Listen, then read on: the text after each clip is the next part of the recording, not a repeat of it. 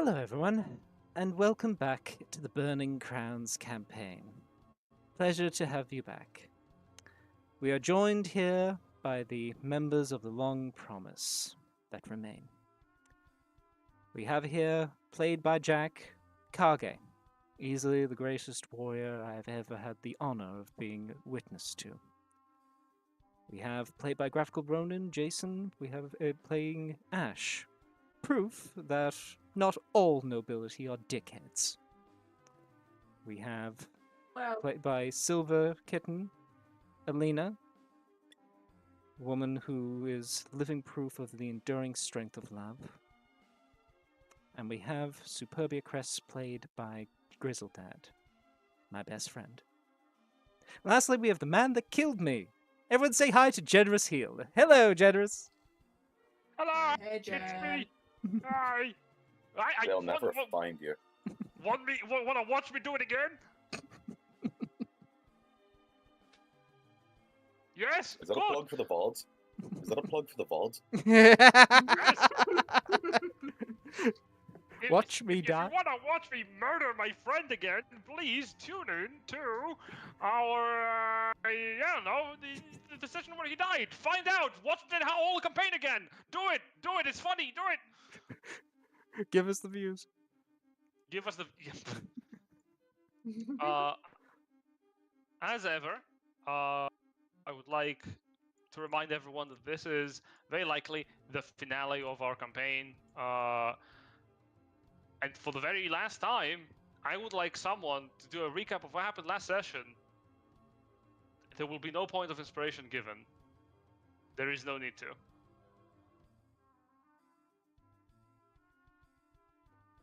Well, the king had asked for a bit of a meeting with everyone, quite literally everyone who is at, in front of Reuven's door. It kind of went to shit, and yeah, it started with the army starting a bit of an infighting, us being like, we also need to work together, right? Like we're gonna live through this if we're gonna start bickering among us as well. Yeah, the king skedaddled out of there. I said no and teleported us right next to him. Well, Valendis really tried to stop me but failed. We got to the king. Kage ended him very swiftly. Then the... Hold on, I don't want to say the wrong thing. The ruinous power of... Which one of you was it? Was it control? Jen, you have... Power. Jen, you have power. Power? Right. The ruinous power of power. Can you put the handout in front of it, because I want to see the art again? Oh, sure thing. You know what? Actually, I'll transition Yeah, over I'll transition over so we can all see this artwork as it pops up, because it's cool as shit. You mean this guy? Yeah, right. Ruinous power of Yeah. devastation. Yes. He came up. Valentis and his I want to say going so bad, but I mean, whatever. that's accurate. Stooges. They came up behind us, and Sue just kind of went like, "No, actually, you aren't allowed to see. Go fuck yourself." And Valentis decided, "But you know what? I actually would like to continue living, so I'm gonna peace out." So he said, ooh, cringe, and then nuked them. Yeah. War crimes. Wow, you suck. Are they... Right? Y'all ugly. So we got rid of the aspect of Bruno's might.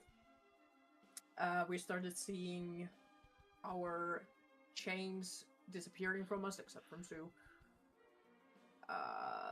Kage got the crown from the remains that is a little bit broken, a little bit fucked. And we started walking back towards the camp to see, are there any people living there anymore?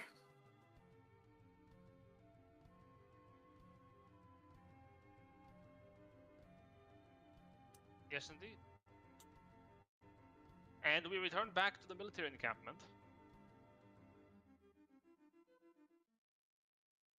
where currently the energies of, well, Ashardalon's presence dissipate. Kage holds onto the crown of the kingdom, broken yet still held together by the magic that has enchanted it.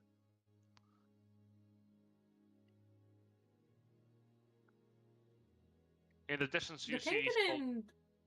Sorry, the king didn't leave behind a body, did he? There is a body. It's a charred corpse. Next to him is a red blade. Well, I where would the crown make sure was. that the body turns into not even a shape of a human anymore.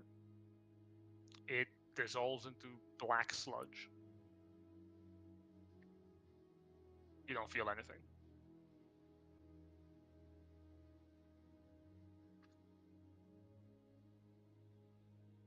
In the distance, these soldiers cease their fighting.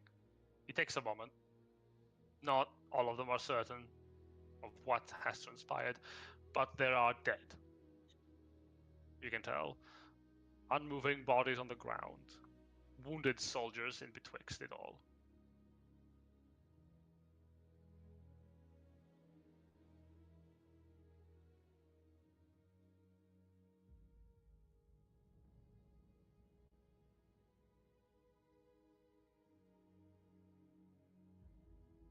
Moving throughout the encampment, you notice that many of the soldiers that were loyal to the king appear horrifically traumatized. Their eyes are wide agape, and most of them are shaking violently. Can I do a scan for any remaining ruinous influence? You can sense not the presence, but the lack. There are damaged souls all around you, where the ruinous power was holding them together after it took over. There are cracks to the soul in such a way that the very individual has found difficulty forming. Effectively speaking, these people are harmed in a way that is neither physical nor emotional. It's metaphysical. And do I think I could do anything about that? Yes, but I don't think you would. The only way to heal these people is to grant them direction.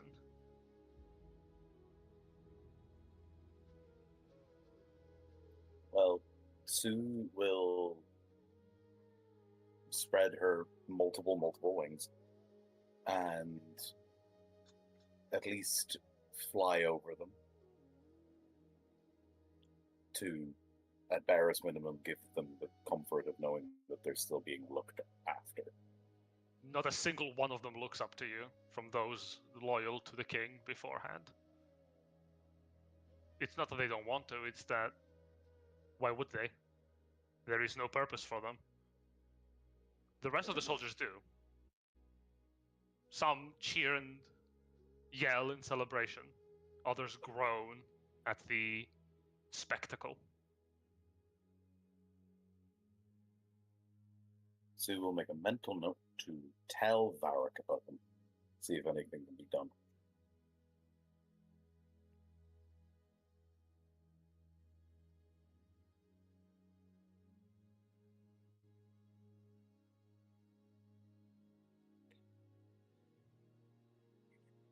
Alina's looking at Kage on what he's doing, just kind of following his lead.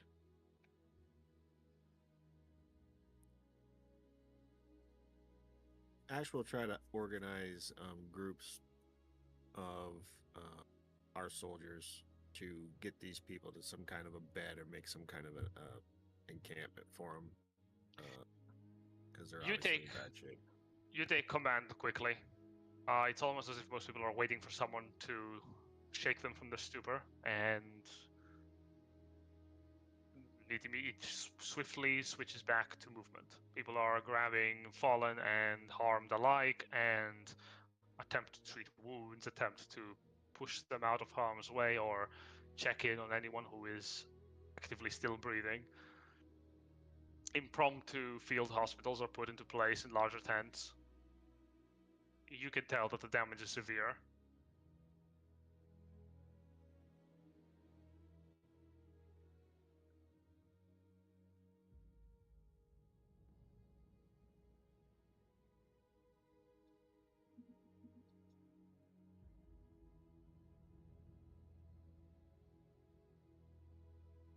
What is Kage doing?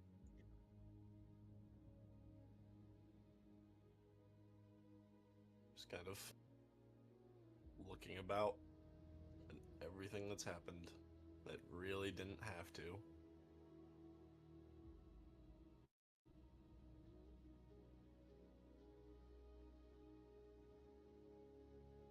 Looking for specific faces.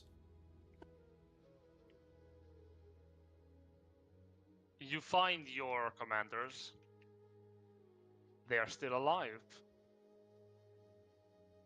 You notice amongst the dead, however, members of your own platoons.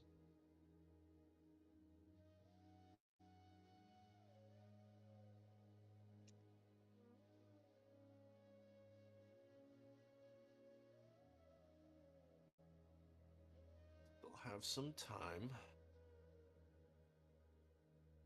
Need to get a full count done.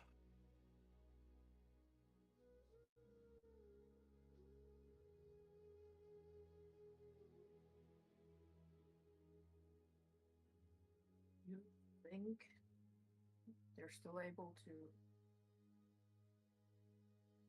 fight this soon?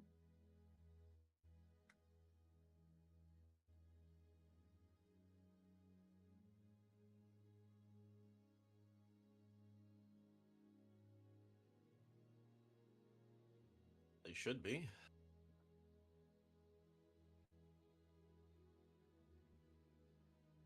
They only have one more battle ahead of them.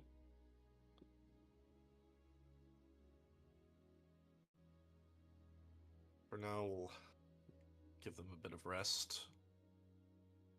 Get a full count of the dead. Record all of their names.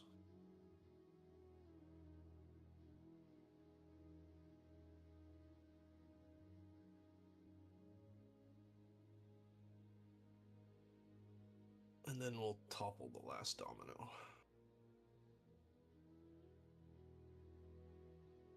Did you maybe address them all?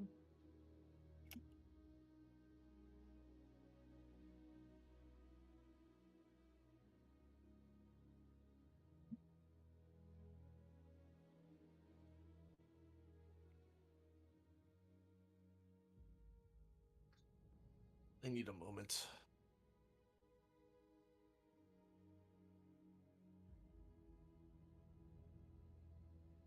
Just after the last speech they had, this happened, so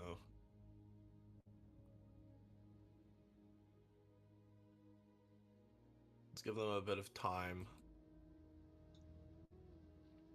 They can mourn their losses.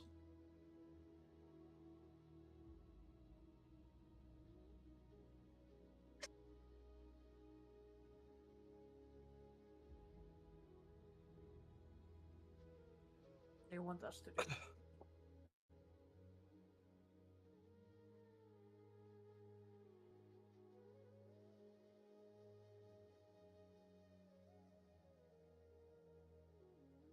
Well, after today, what do you want to do?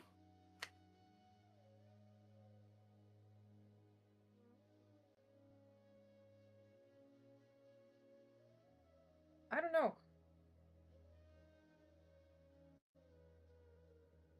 I'm glad the king's gone, but it doesn't feel like this is it. It isn't. Still have the Draconians to deal with. But according to the timetable left to us, we still have some time. We can give them a few hours at least.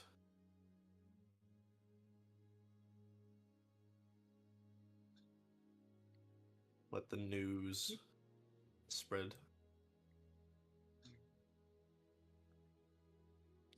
You want to attack today? Every moment we wait, it gives them more time to open that portal there. I don't want to trust that our intel is wrong, but it might just be.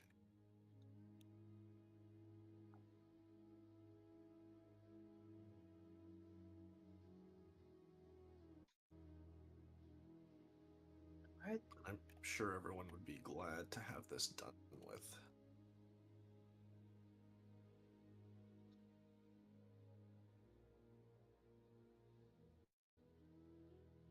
Let's take a moment and keep going.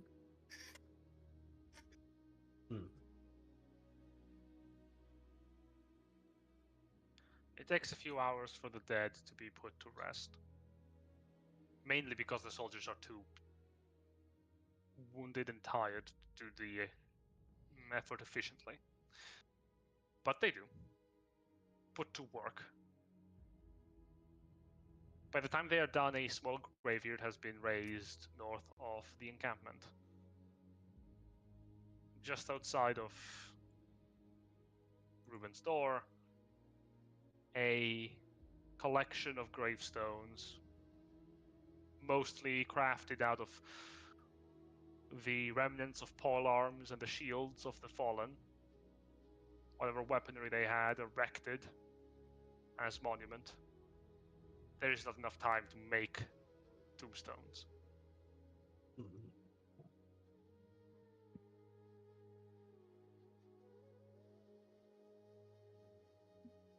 When all is said and done, the sun has risen beyond the zenith and is now on its trajectory downwards.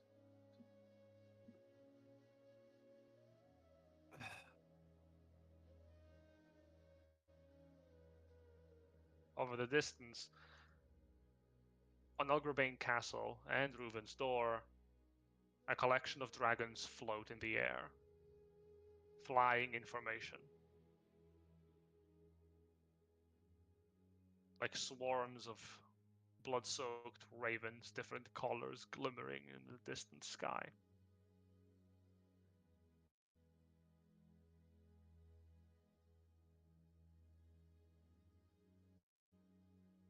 One of your commanders approaches you, Kage, and informs you of the total count of dead. From your platoons, you have lost a collective of 48 soldiers, most of whom were from your 2nd battalion of samurai warriors. 4 of which were some of your more capable samurai. The most that died were members of the recruited soldiers, as well as members also from the Bahamut's clergy, priests that were caught off guard and slayed.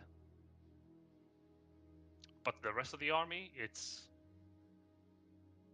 terrible.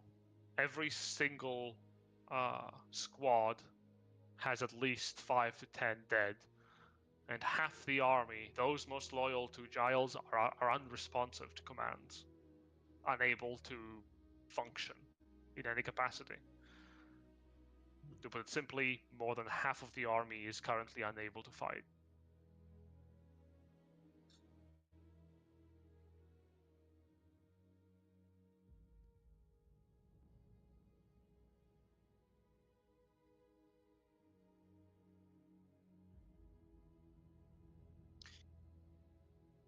The commanders leave you to your devices. Are you still holding on to the crown? Literally at this point, because I know what you're telling me. There is a decision to be made here. But it is not whether or not just put on the crown. There is a third option. And it is offered to you in the shadow of the wall that does not resemble your own, but instead resembles that of a 5-headed serpent. Its eyes glimmer with different colored glows. And the voice, though 5-pronged, speaks with singular purpose. This crown will not give you the power you want, but I can. I can give to you the victory you desire. My children, they are in the midst of your enemy's forces. My soldiers. Valdrazar has lost my favor.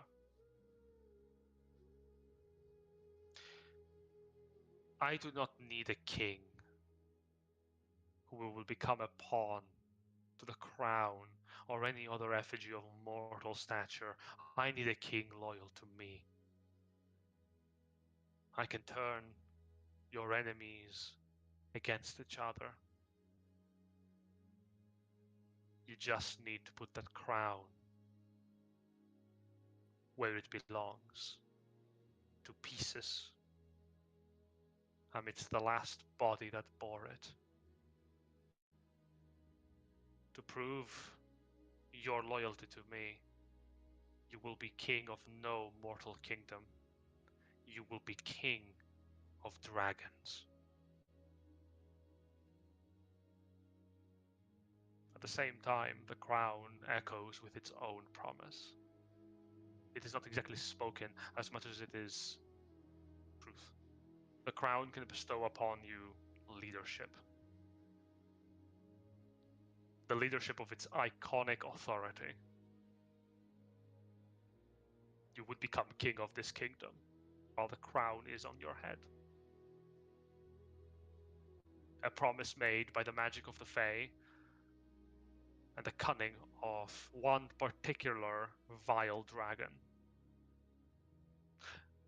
Alternatively, you take no option.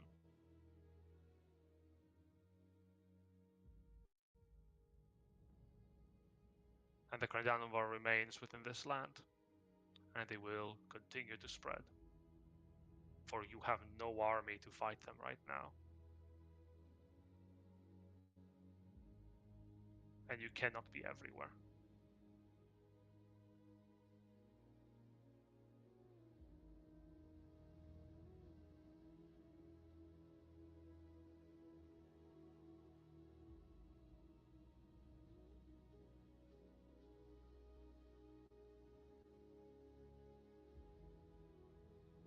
So, you think?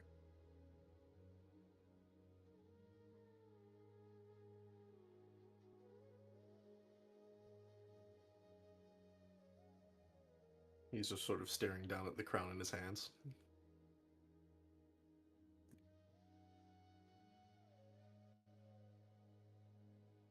Stu is hovering nearby, watching intently. Good, I was just about to ask that. Kage?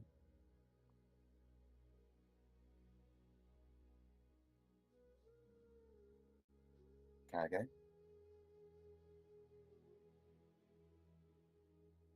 Those people.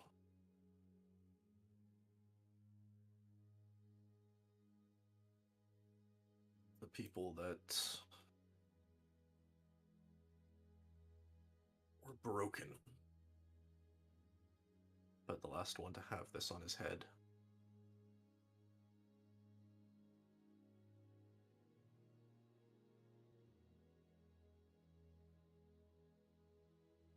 I know I can make them fight.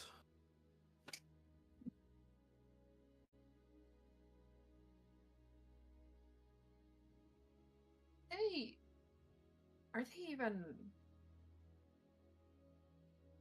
themselves anymore, or are they just puppets?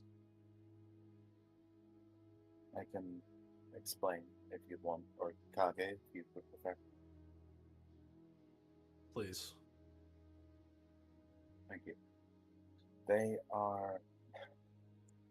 Their free will and self-direction has been worn away by the influence of devastation, and by Giles himself. As I was having a look when we were passing them, I tried to see if there was anything that I could do for them, but the only thing I could do is supersede Devastation's will with my own, and I don't want to do that. But because that would just be putting them back into that's, well, not exactly the same thing. I could tell them to go and heal themselves. I could tell them to go and do that, but it wouldn't be their choice. My plan was honestly to tell Varric about them and see if there was any way that he could help, or at least just look into it. But ultimately, it depends on whether or not the crown would give them back their individuality. But Kage, what I wanted to tell you is, I'm sorry for what I said in the tent. And I want you to know that I trust you with whatever it is that you decide to do. You gave me the same courtesy, even if it was begrudging. It's the least I can do for you.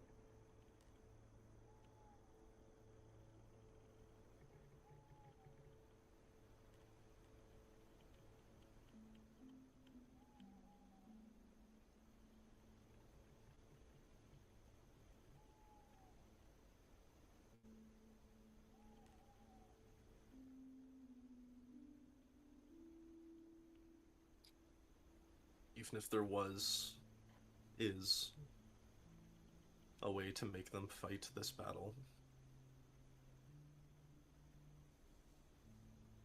I don't want to.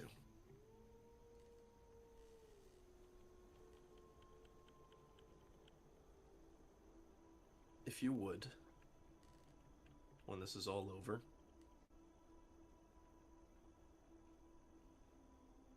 do what you said you would, and help them. Of course. Well, they're your people. I would be helping them anyway, but of course.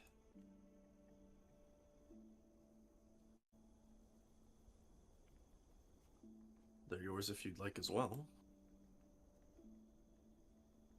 What do you mean? You do have a religion following you, so. What are you going to do when this is over? Walk off into the sunset? You've had your whole life planned out. And now you have no plan. I actually do. I know it seems strange given how much I talked about how I wanted to just live a simple life, or I wanted to not be involved with conflict or anything, but honestly, the main reason was because I felt like that was the only way to not be under the thumb of something else, or someone else, or have someone else make the choices for me. But now that it's something I care about because I care about it, and something I can do, and that I know it will make the world a better place, then my next port of call will be Skrizab.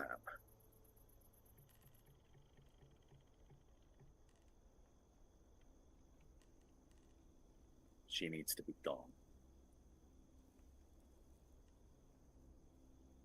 And then after that, probably back to Varric, so we can start locating other potential problem people with regard to the powers, other areas of their influence that I can go in and get rid of. It's going to be hard. I'll try and take some time for me occasionally as well. She looks to Alina. I did promise that I'd at least try and see a little bit of the world. But You did keep your promise to me earlier, so if you ever need me for anything, if you want to show me something or you need me in the field, just call on me and I'll be right there. Thank you. And the same goes for you, both of you, honestly. Kage, if the kingdom is ever under threat, just call me. So long as you're doing it for the good of the people here, then I'm absolutely going to help. Alina puts her hands into her bag and pulls out a very dried at this point garland of flowers and gives it to you. I'll be able to come to you. Oh, they're beautiful, thank you.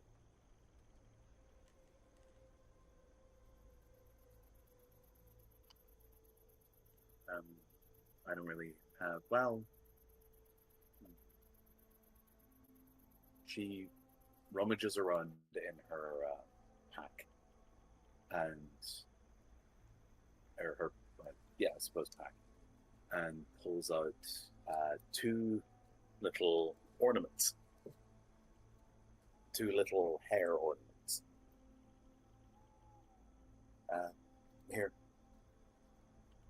take these. Just something to remember me by. I won't be needing them anymore.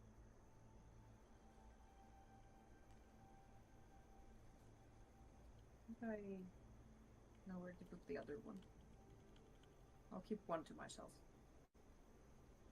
Thank you. What about you, though? And you, Ash, what's the plan?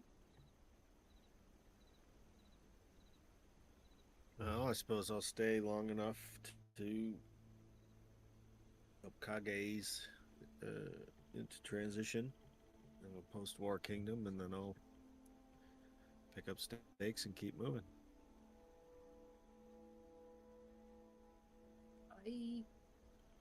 I can't return to Feywild unless I want to stay there. But knowing how much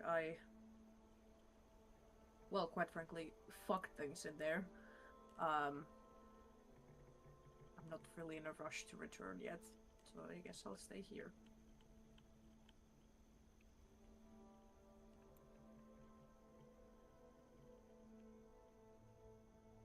Alright. Wow. It's nice to know that we all have things that we're planning on doing. Honestly, I have a couple of ideas for places that I think will need my attention. It's unfortunate. I'm probably going to need to come back to the necropolis at some stage. Like, I know they're not.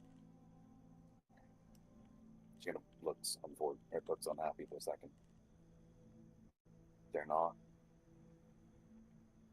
harming anyone, so I guess I can just keep an eye on them for a while, but it bothers me that there's a space of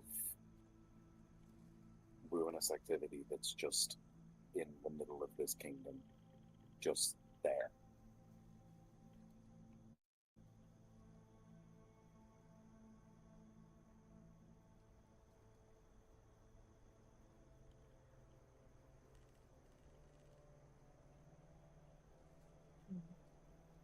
So I'm gonna have to deal with that eventually. So I will definitely be back here.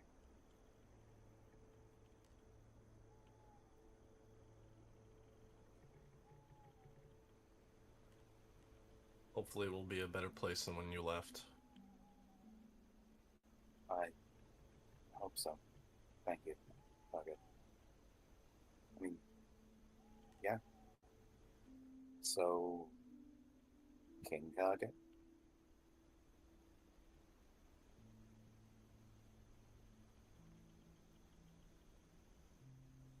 In name, at least. For now.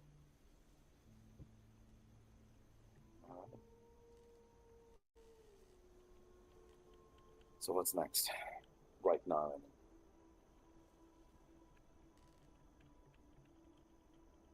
Revenge Store and Ogreban Castle, I suppose, but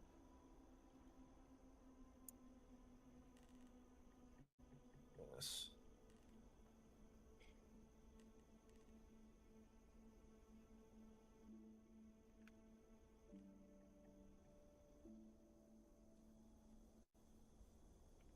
All right.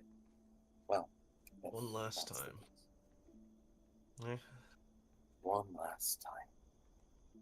Alina pats herself and Sue, and they both, for a moment, glow in a green hue as I cast Mage Armor on both of us. Yay. Get what is like 10 hit points. Hopefully, we That are should have actually gotten 10 hit a points. short rest. Was the plan Oh, yeah. for this? Oh yeah, true. I don't know if we're Assuming actually that's gonna okay with fight, you, but Jen. whatever. Yeah. Mhm. All right. Well, it does depend what decision you have made, but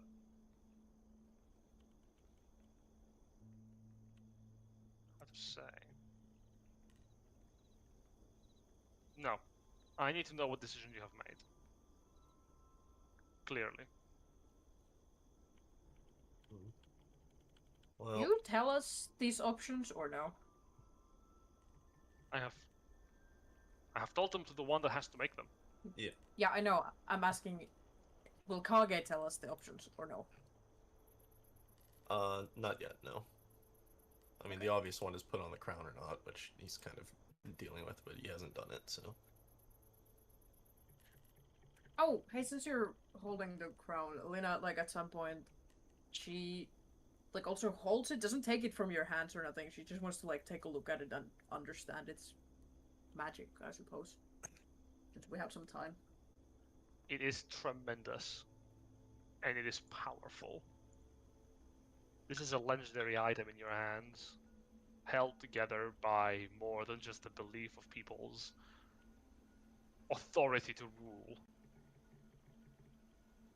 It binds the kingdom of Rubria magically by Fey law, and the one who holds it shall bear the will of not just their own mind, but also that of King Hagrid Krause's ambition. For it holds within it the many, many emotions that the king needed locked away to rule. Every king bears the burden of the many lives they have under its commands, and you know this crown has the same magical prowess as the single choice of a single lifespan of any one single man beneath it. Count it to a kingdom, and it is a powerful relic.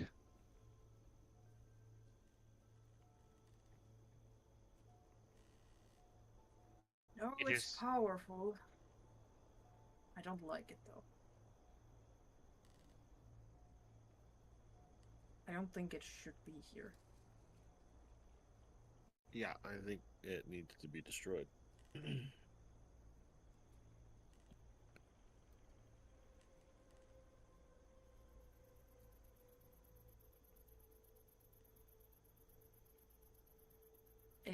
It operates on Feywild's laws.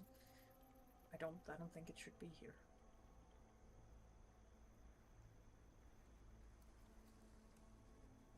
And quite frankly, I hate the people who made it. So I'm very biased on them as well, but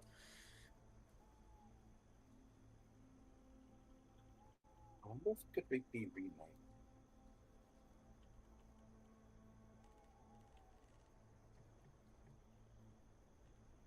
Could the magics within it be altered somehow?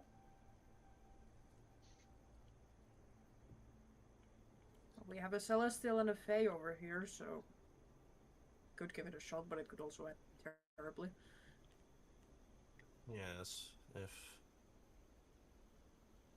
I've already seen what happened. In the It's making of probably this best. sword, at least. I did want to ask, but you're under no obligation to explain. What is that sword?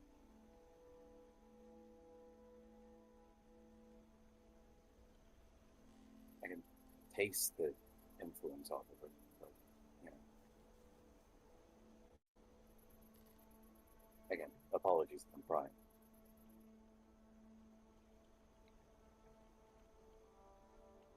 It was made from the mace we took from the man across in the castle. Oh.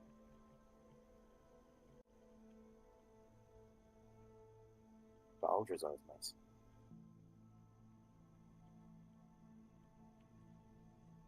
And now my sword.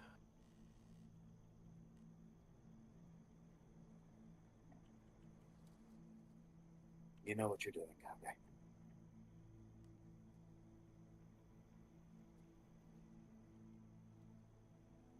I hope I do. Take it from me, ultimately.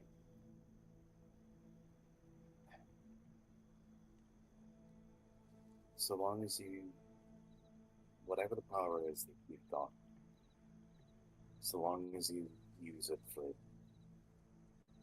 good things, to make the world a better place, then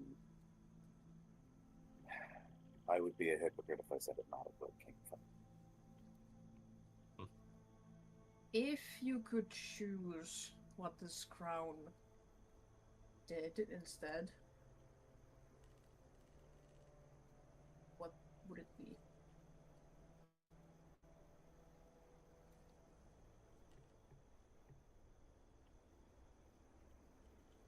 Absolutely nothing at all.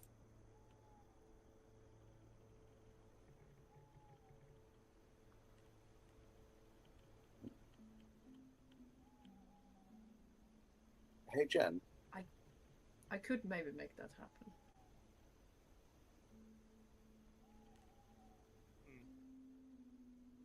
Well, actually, honestly, sorry, out of character. Silver, if you've got a way to do it, then you fire away, because Yeah, it's I not think. rooms. Yeah, no, mine is wish. So, you know, very, can I do it or not? But I suppose You can absolutely wish. you can give it a go. I also have wish as well, so we can both give it a go. yeah, it's just that, do you like a strength score of 5 and, like, you take damage every time you cast a spell? Because that's gonna be a thing for, like, a week. That's if we fuck it up, right? No, that's just what happens when you reshape reality. Yeah, like regardless of whether victory. it succeeds or fails, you will be fucked. Yeah. If Like, you if you, But it doesn't yeah, do it when I do that. No. like if you remember when Octo brought back Zoltan in our Ravnica campaign, Octo was fucked for a full week of game. True. I mean, yeah, when Alina made Balin, you know, vulnerable to poison, she was also fucked for a week. And luckily we had some downtime after that. We didn't. Octo was just fucked. It was a rough couple of sessions. Well, we always give it a go once we're done with this encounter. Yes, if you don't plan on using it now, I think it's better if I try it later. If you... Alina realizes that none of you actually saw her do anything. Balin just all of a sudden started choking on her poison.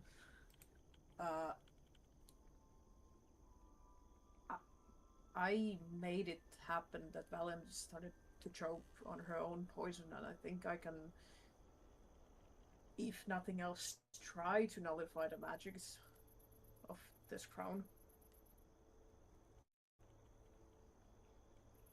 Well, if you can nullify it, that's fine, because it could be a potent symbol of authority, but until that magic is purged, it's just an outside source of influence on this kingdom, and I think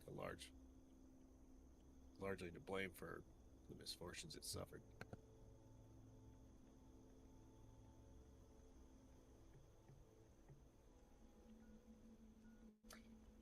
But what do you want to do now? Do we want to start heading there? Leave the king's men here?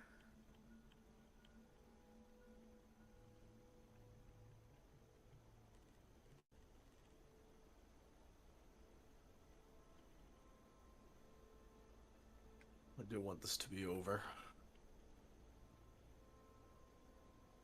But I should probably talk to them.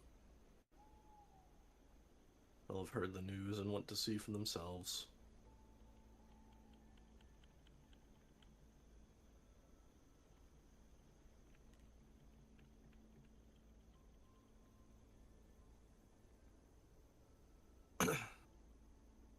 We'll take who can still fight. Who still want to fight. And we'll go finish this.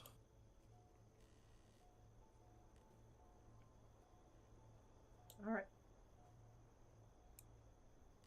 We'll wait on your return then.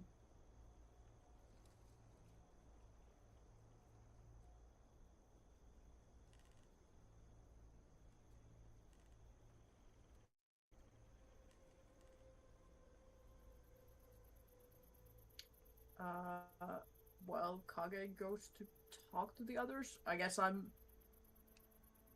making sure that those of them who are coming with us, they're, prepared to start moving. Yeah, I'll start whipping up the troops.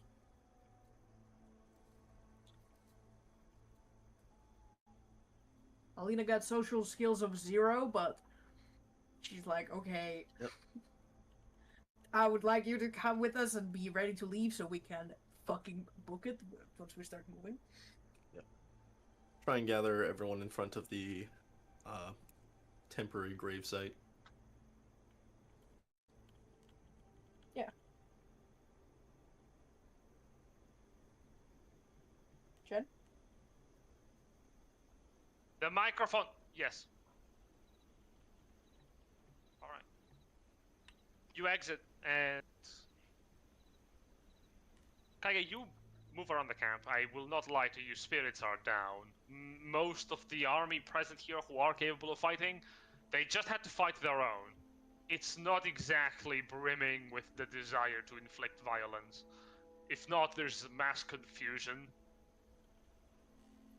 But if anything even further than that, most of the soldiers present here look at you with an expression of uncertainty.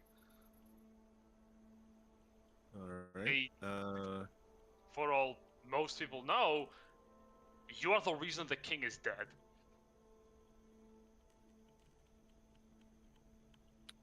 That is true. I mean, for 2/3 of the army, that was the goal. That was the goal. I'm talking about the third that is, uncertain. I will try to inspire them with a speech that sort of lays out, just without going into any super detail, but lays out the king was under the influence of Fey magic, because I know they have a thing about that, and it's not untrue. And but be that as it may, the kingdom is still in danger, and we need to make one final push to secure a safer kingdom for everyone. I will not lie to you. Most people here will fight if you command them to. The promise of payment remains strong in their hearts. There is nothing you can say to these men that will make them fight any more fervently. Even if their I guess spirits what I'm are trying down. to do I'm trying. What I'm trying to do is lift their spirits a bit, and any people who are in danger of not continuing the fight, to try to get them back into the spirit of it. You hear some cheers, especially from Kage's soldiers. Some others are half-heartedly giving you a raise of a fist, of a voice. But you're asking the impossible.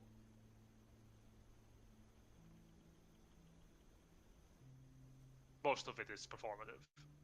If anything, having to kill their fellow man, you could do it. Your friends could do it. But these people thought they would be fighting side by side. Even if it was going to be with a dead king. This? Half the people they know are unresponsive wrecks. Some of them are dead. You try. You succeed. What can I tell you? They will fight. But you can't expect them to do so with a smile.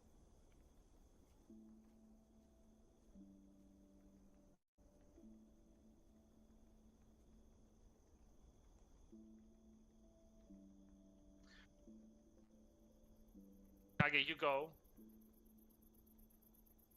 You go. Excuse me, are you heading over to the graves?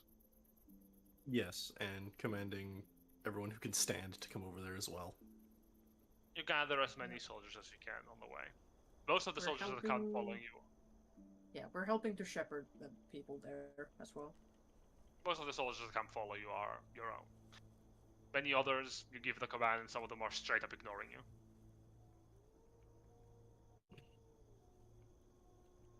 You make your way over to the graves with about most of the army that follows you in tow. A few stay behind. Whoever Ash basically invites to move along, some do, some don't. You look over at the graves of the fallen, and they are many. A stiff breeze passes by.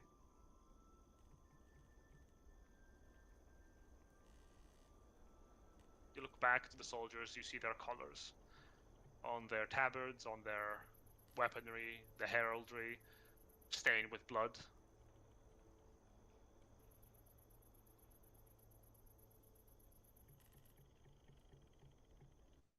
Some look at you with smiles and pride, others with eyes betrayed by hollowed indifference, and some look at you with fear.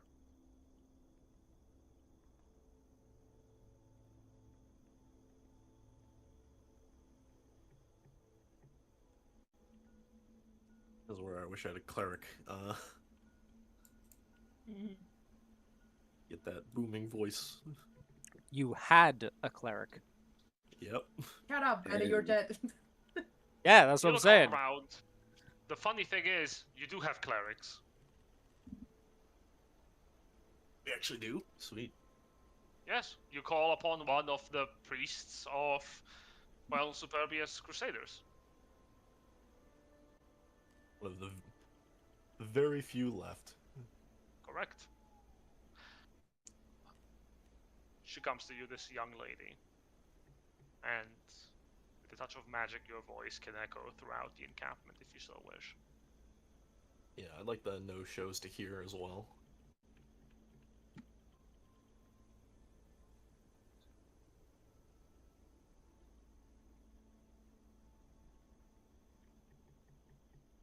What do you say?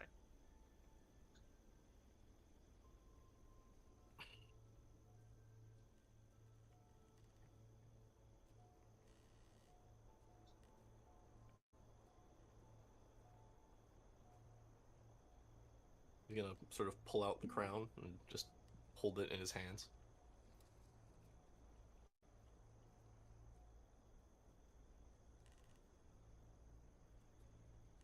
Some of you look upon this crown with doubt. And you should. Its power has betrayed you.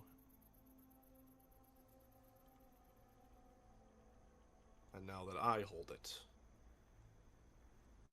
I ask you to not judge me by what it means. Judge me by the justice I have delivered. I know trust is not commanded. It is earned. And I will pledge to earn it with every choice I make.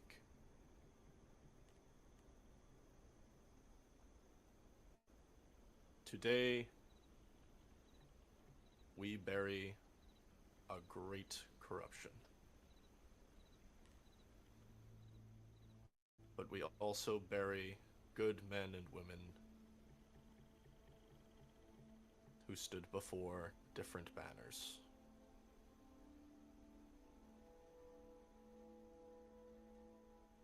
They fought for what they believed was right. And we will honor every soul that fell on this field. I hope that their sacrifice is the last this kingdom demands in a long time.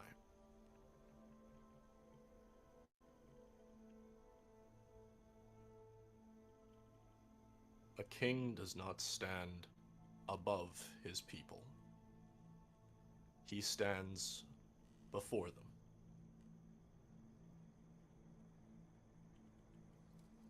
And so I stand before you now.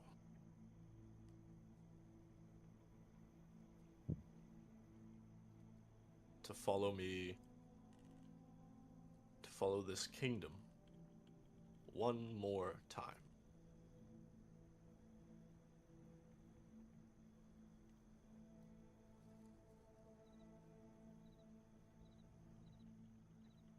But many of you did not come here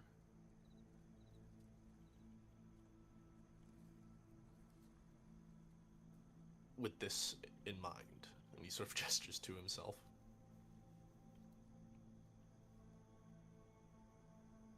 And so, if you wish to return to the capital, to return home,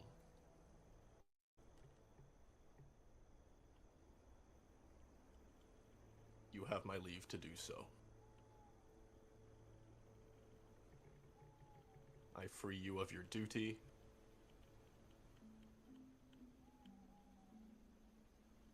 And any pledge you may have made.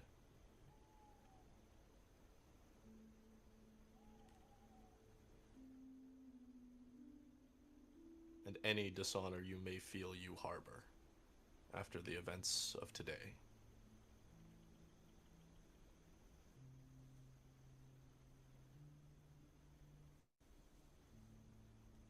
But for those of you who stand here ready to deliver the final blow,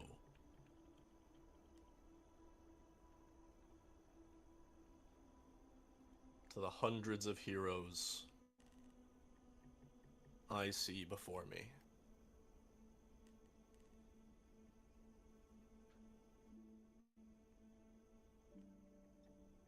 I ask you to follow, to let our enemies fear our steel, our resolve,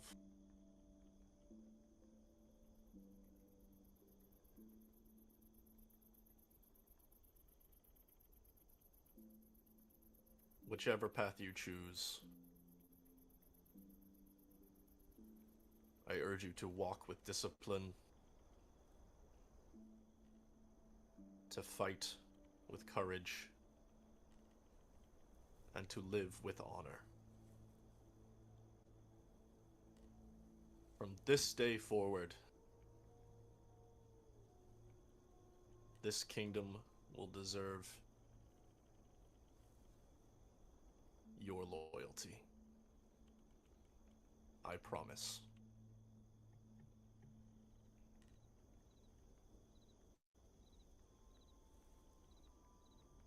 There is a pause. You hear suddenly a man clap. Is one of your officers. And then slowly, a few of the other men in the encampment begin to clap. You notice that many of the men who are clapping start from your regiment, and soldiers from the banners of Baramond start clapping too.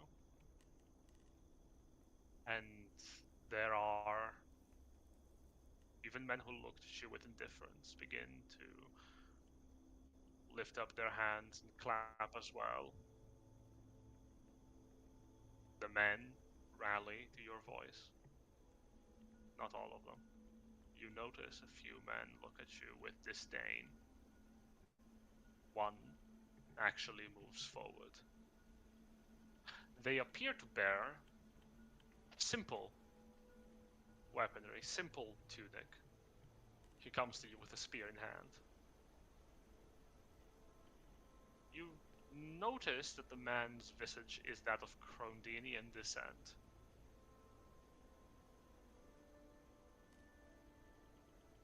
He looks at you.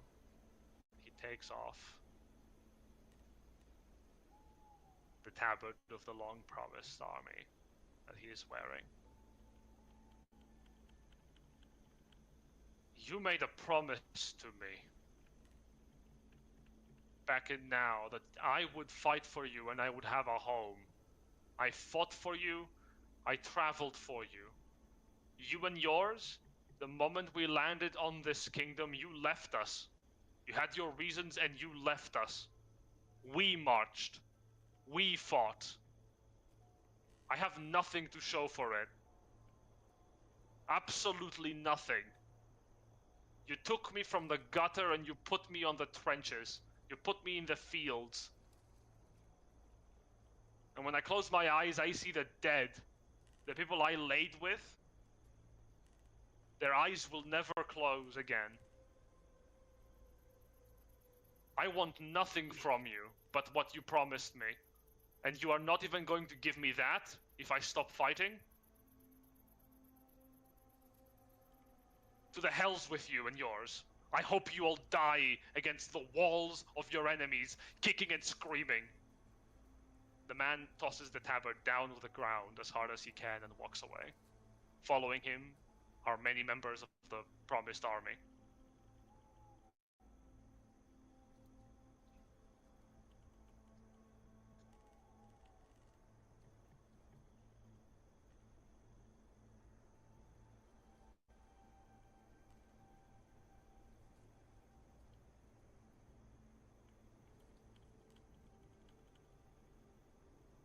The Baroness steps forward. Oh good, she survived. You notice. There's a few scrapes on her.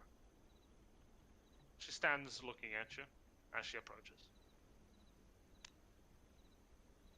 I believe I speak for most of my household when I say that it will be good to have a king who knows what is happening around him better than the last. We will fight for you. As we would have fought for Giles were he a better man. We will see the enemy driven from our kingdom, and our lands restored. The House of Baramond stands with you. Cathra steps forward.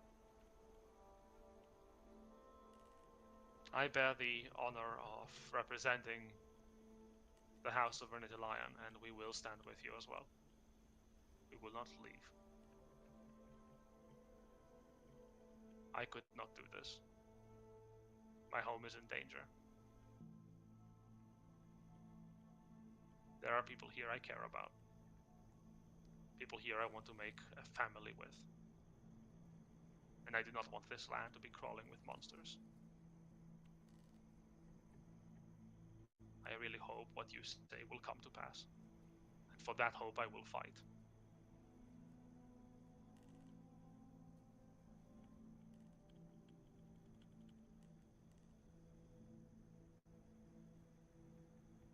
commanders need not speak.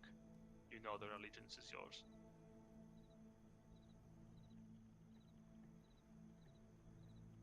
They do so anyway. Well, with you to the end, my lord, my king. They bow in respect.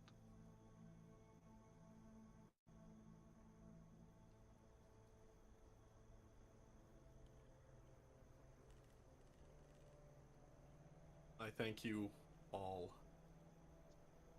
for this great honor to stand before you and to fight with you.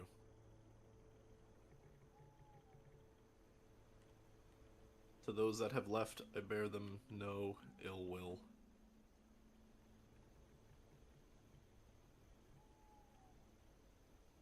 And I will do everything I can to make sure that the promise I gave them is fulfilled. This land will heal.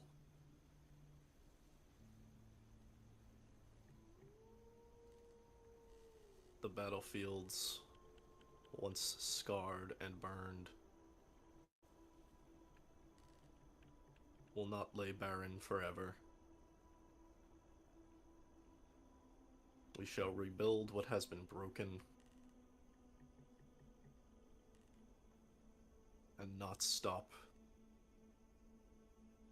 until everyone in Rubria has a place to call their own.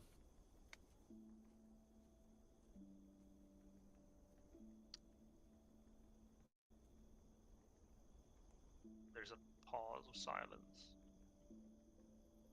Then men begin. You hear men begin to stomp their feet.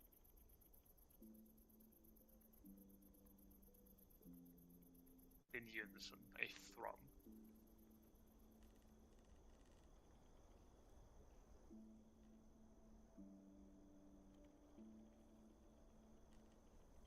Then they stop.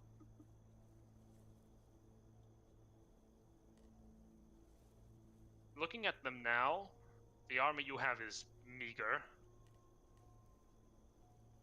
And though the Grandamvar is severely weakened, it's not enough. You would have to fight tooth and nail to reach Valdrozar with what you have here. They could buy you time, but it would not be a long time. And most of them would die. If you were to fight alongside them, it would be a bloody and long, long, long day of combat. Hopefully it won't come to that.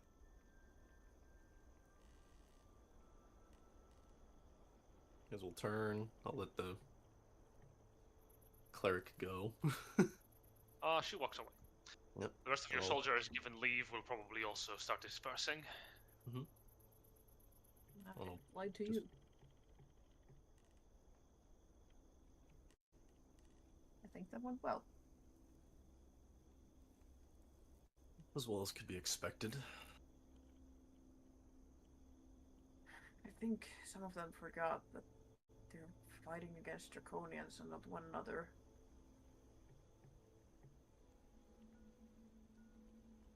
People have short memories. Yes, and they're hurt Once from they, just yes. what happened. We'll give them something better.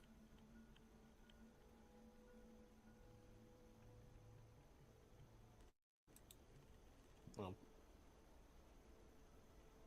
take a hold of my sword and says, let's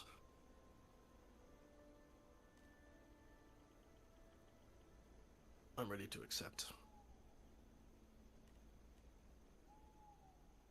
Ready to accept what? The consequences.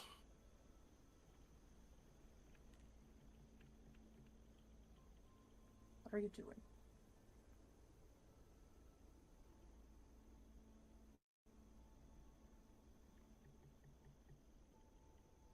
Hopefully something good.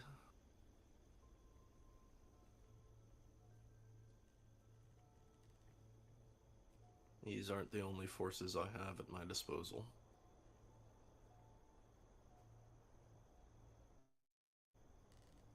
Are you asking help from a dragon god? I'm not asking. I'm accepting.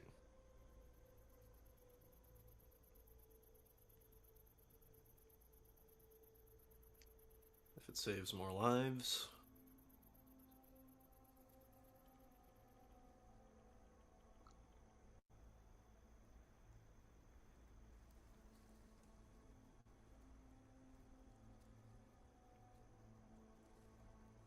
Alright.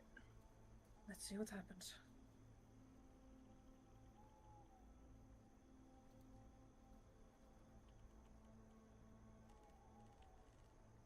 There is but one Miss- thing that left that you must do.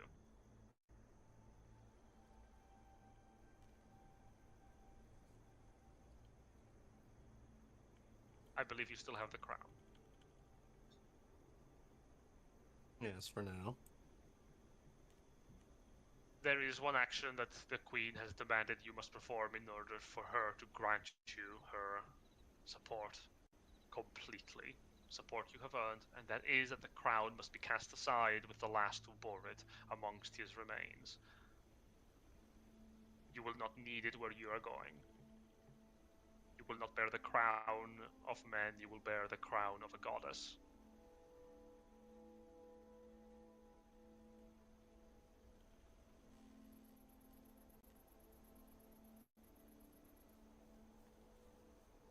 Find a way back to that little clearing. You return. You find Giles's body burned into nothing more than a smear of sludge. Melted down.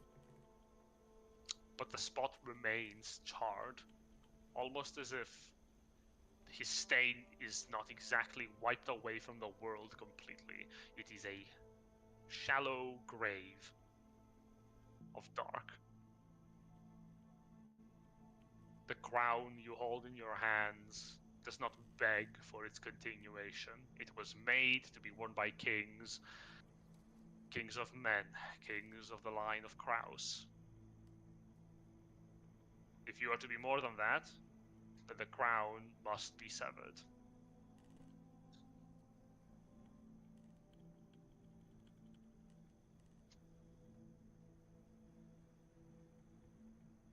Look at it for a moment. And then just toss it into the puddle. You toss it in the puddle. The magic that keeps it together in your hands wanes and sort of fails. It clutters apart into pieces.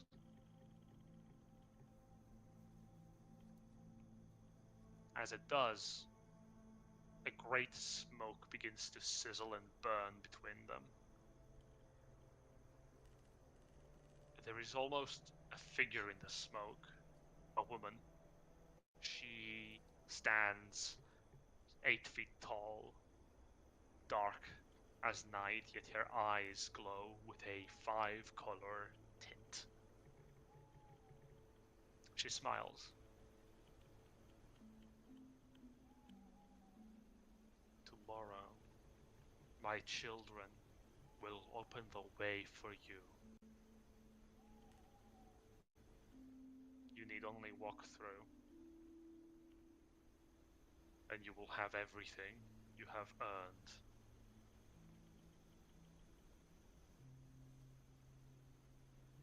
Once you claim your last victory in this war.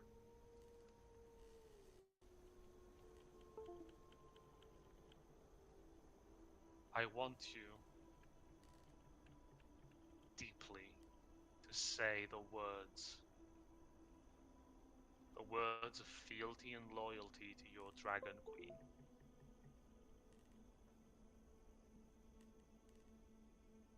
Will you say these words to me?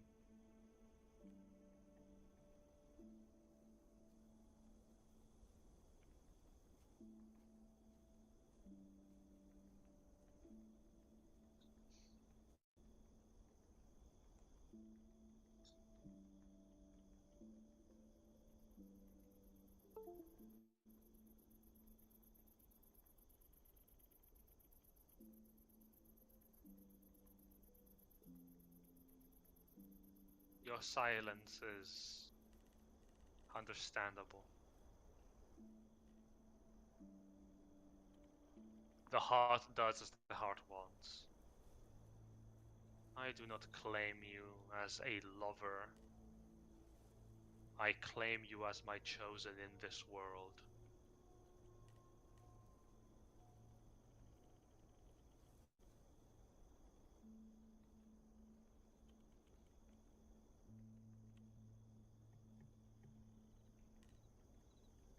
When this is all over, and everything is settled,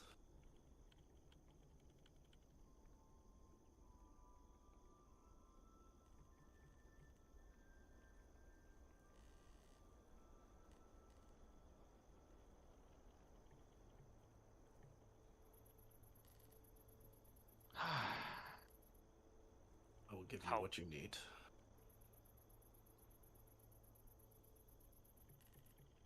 How proud you mortals are. Thankfully, you are worth the effort. Very well. I will wait. Do not keep me waiting long. Her eyes swiftly look at Alina.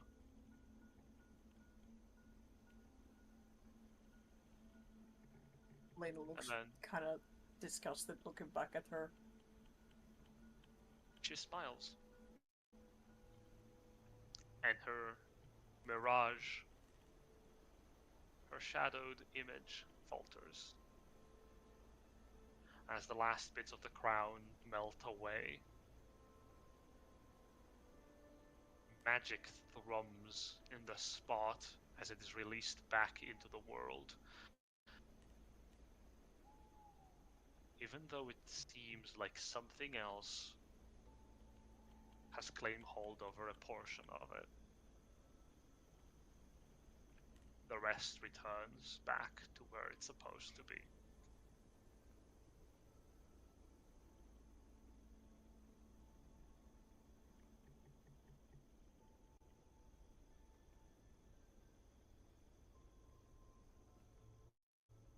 I really hate the smell of dragons, but I don't think I can really judge you that harshly.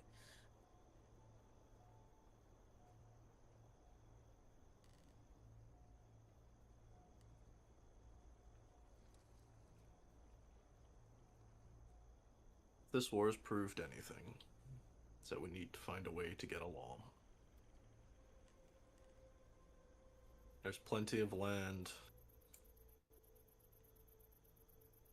Far more than anyone's ever charted.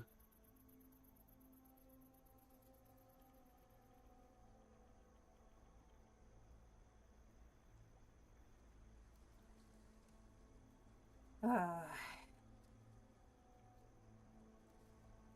don't understand though. Why wouldn't Tiamat want the dragons to come here if that's what the Quentin wants, unless she's against them?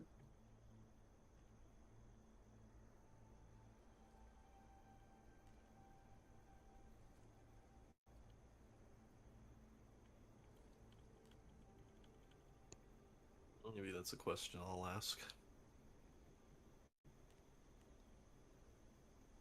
For now, it's good enough that our interests align.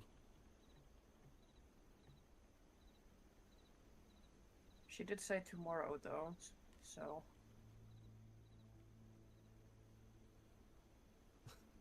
Sort of look up at the skies like tomorrow's almost here.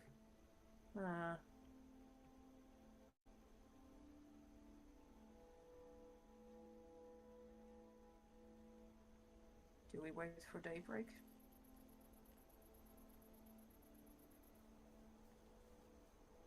It's as good a start time as any.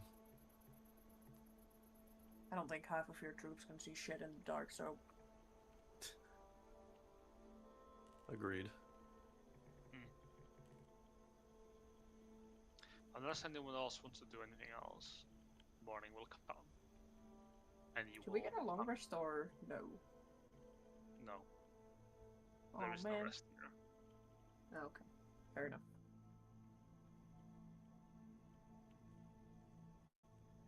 You sleep, troubled rest, and the next day will come unless anyone else wants to do anything else beforehand.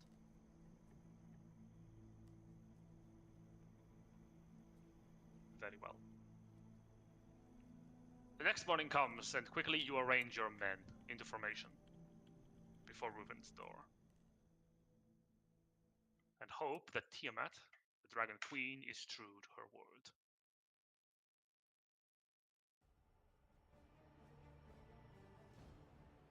Your forces amass with haste, those that are able to. The rest who have been catatonic since the death of their great king Giles, loyal, they're left behind. Dead weight. Glad As they didn't melt into a puddle with the crown. That's what I was worried about with destroying it, is that it would actually just kill them. No, they're just... they'll need time. And whatever Varric can administer. But that is thoughts for the future. For now, a door stands in your way. And dragons soar the skies. Flocks of them. Chromatic and ruinous broods linger in preparation. Your siege equipment, though undamaged, you lack all the forces necessary to man them. But you don't need to. If Tiamat is true to her word, the doors will open for you.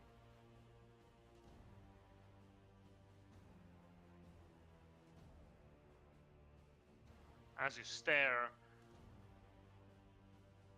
it is an uncomfortably long preparation period where your forces go forward into formation across the door.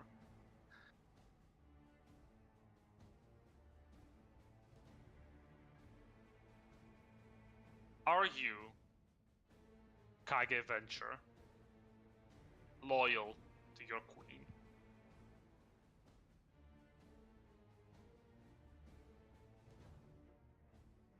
Well, when I see the doors open, I think is the turning point. You stare. There is time that flies so slowly in your mind's eye. And then, as your forces are finally at the ready, you notice the chromatic dragons suddenly and viciously breathe elemental energies upon their own in a terrible moment of betrayal from within. And it is pandemonium from your opponent's forces. The skies become a battlefield of scale and claw, and the ruinous brood is not prepared. The doors swing wide open as within, Draconians open the way and march out with banners of the Dragon Queen lifted high as they land in formation for your troops to move through.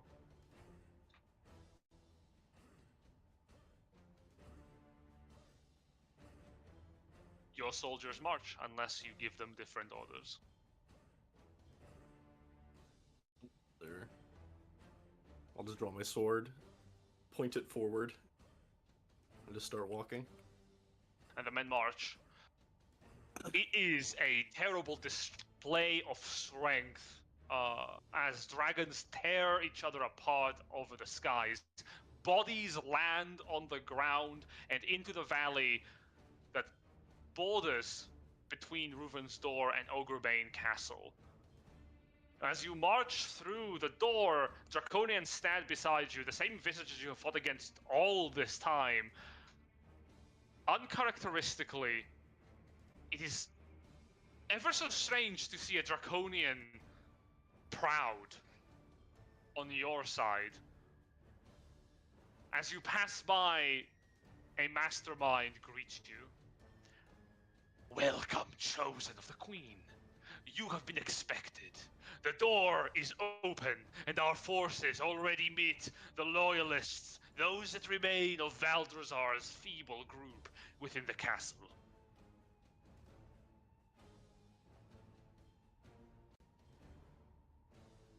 You've done well.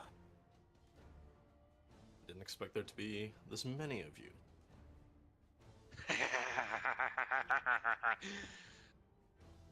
He just chuckles. And what of their ritual? Valdrazar attempts to beseech his queen up at the top of the castle. Then that is where we shall be going. The mastermind bows his head as you pass by. The bridge to Ogrebane Castle is littered with the fighting of overhead dragons and draconians on the bridge alike. And loyal servants of Valdrazar, the traitors of Rubria, who turned when the capital fell and are fighting a desperate battle against what few allies they thought they had. Your soldiers engage them on the bridge, but let's be honest, it's more cleanup than it is a battle. It is a rout. And you and your allies need not lift a single finger.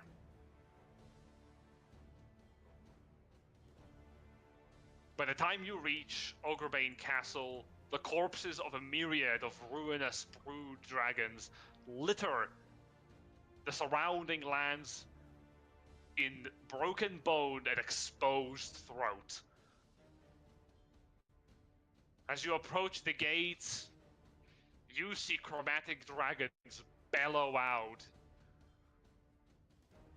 and do not stop you, flying back into the skies to meet with the myriad of brood summoners of Asharlalon's raging few. And you enter the castle. Your soldiers engage the leftover traitors at the base. The way is open, and you can climb.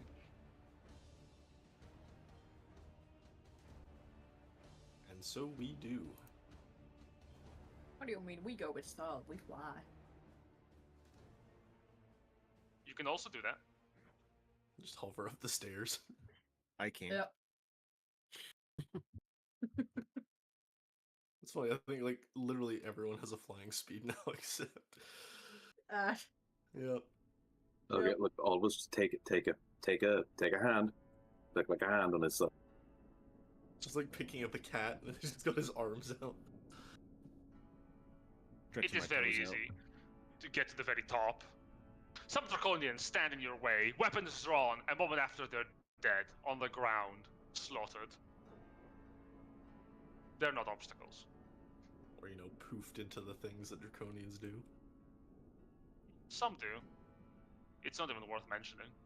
You find Crendanumva traitors, well, soldiers, loyal now, traitors of Rubria, knights, gallant, untrue. They grunt in pain as they're cut down, some incinerated by holy light. You rise to the very top of the castle. And you find a dragon you did not expect.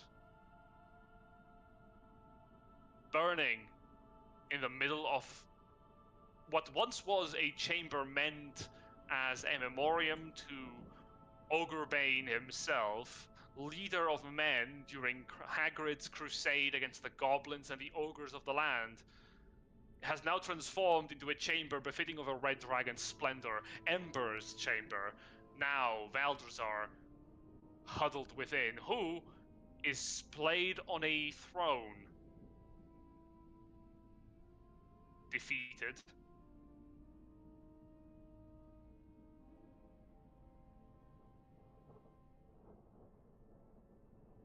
Ember slowly turns towards you.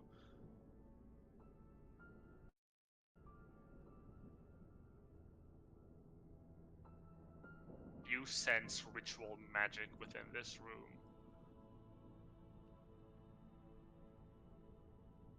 Embers magic.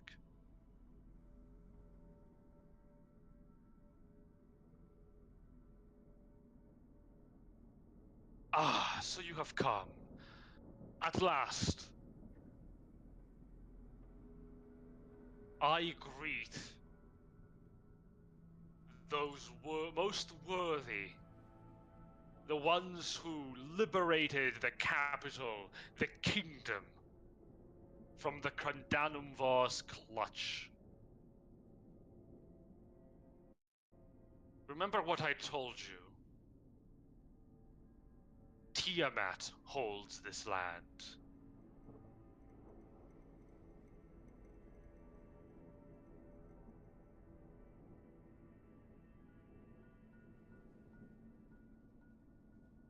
The dragon bows the head towards Kage.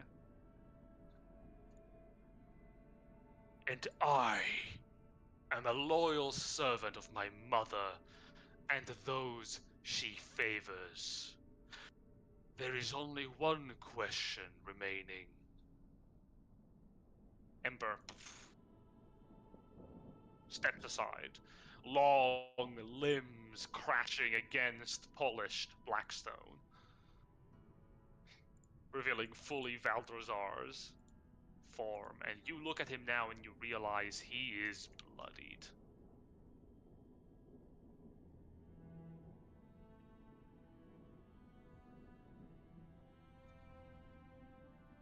He stands up from the throne. Steps become hurried as he steps down from the stairs and walks in the middle of the room. He has no weapons. He takes off his helmet to reveal the visage of a human man with long matted grey hair and a horrible scar over his lips. Blocky features, purple eyes. He falls to his knees. Please, please, I have served her faithfully all my life.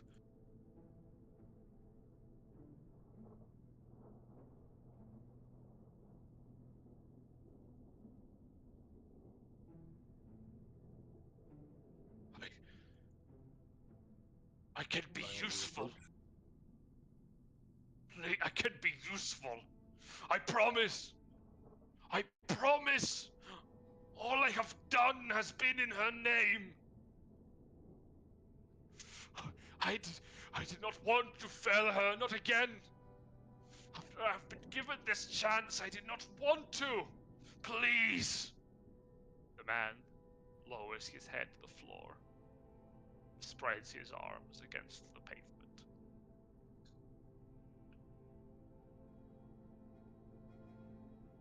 Step before him and draw this sword, slowly lowering it down into his eye line.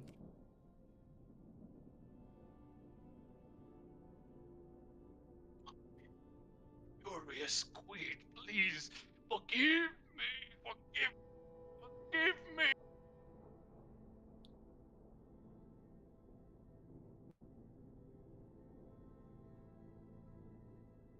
Does this look familiar to you? His eyes open. What? What?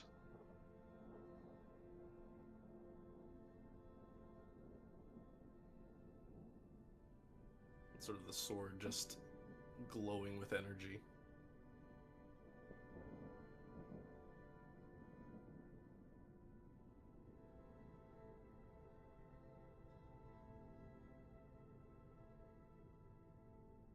I remember you lost this, though it looked a little different. It's a weapon given to me by my queen. To carry her will. He lowers his head. I am not worthy. I am not her chosen anymore. I failed her here as I failed her back on Kryn.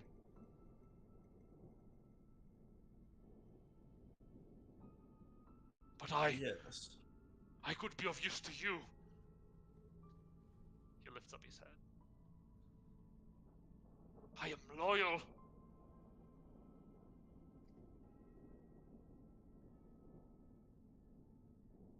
I only want to be in her eyes, proven a champion.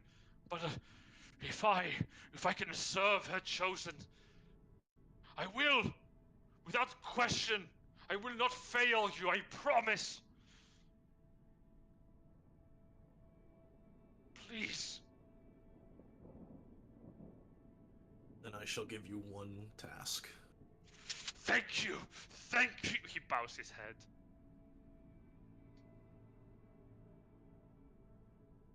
And the sword clatters at the top of it. You bring down your sword upon his head. No, I drop it in front of him. Oh.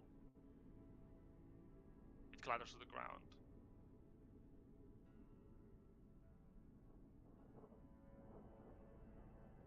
Rid yourself of my presence. He slowly reaches for the blade. He holds it. The dark blade reflects his reflection. It is bewilderingly, almost happy. Yes. He looks up the ceiling as he holds the blade in front of him.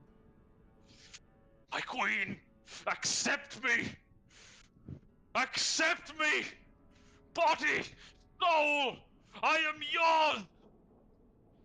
And he plunges the blade deep into his gut. Blood flows from his mouth as he twists it across the abdomen. Please! And he falls over dead, letting go of the blade in the final moment. It clatters to the ground, covered in red.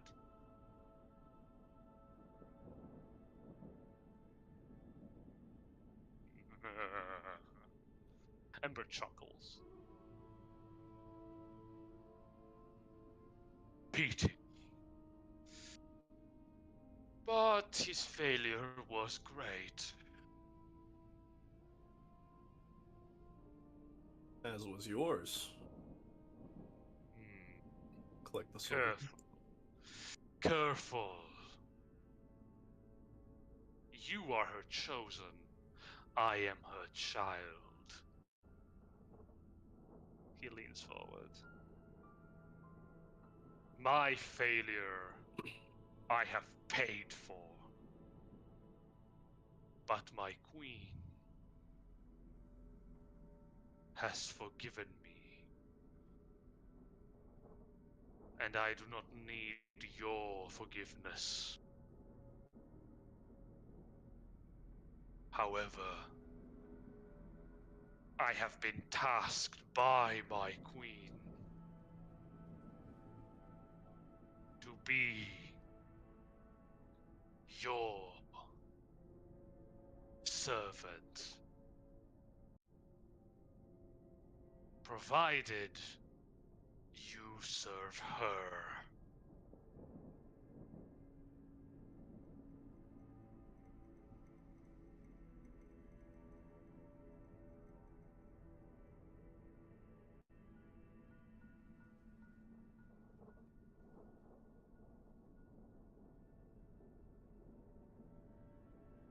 You, like him, failed to match up.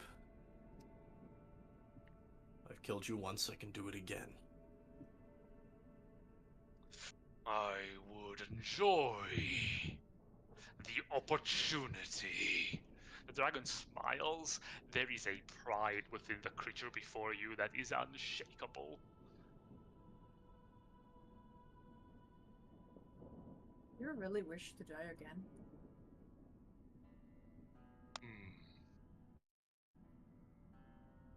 No.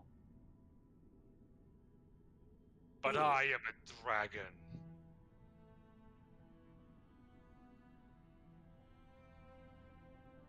I cannot deny my nature. And neither can you.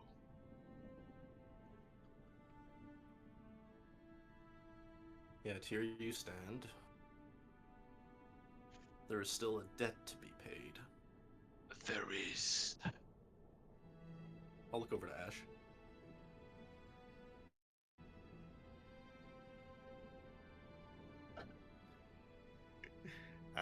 Over the table, why are you looking at Ash?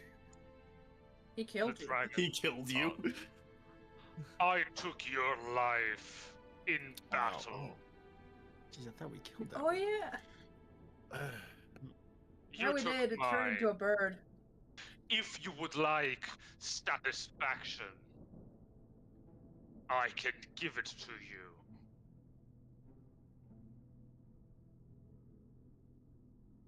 It was a fair fight. I don't need revenge. Yet I do. If you are to serve me in this land, I'll need a token of that loyalty. Speak it.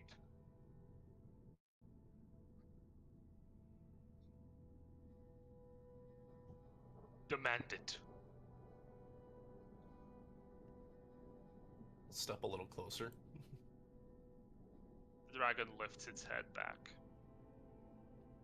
Going up to one of its feet or claws. And sort Actually puts the whole palm down, open, Yep. and it lifts it up as you climb upon. I'm not climbing on it. I'm just holding a sword to the little finger. Well,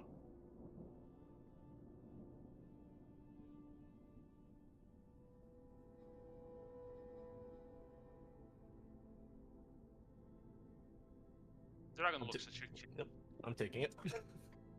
You bring the blade up and down, and it cuts halfway through. You bring it up again and down, and it cuts a little more. The dragon does not flinch. You bring it up again and down, and it cuts through. The dragon's eye twitches, as the finger twitches as well for but a moment before it ceases to move.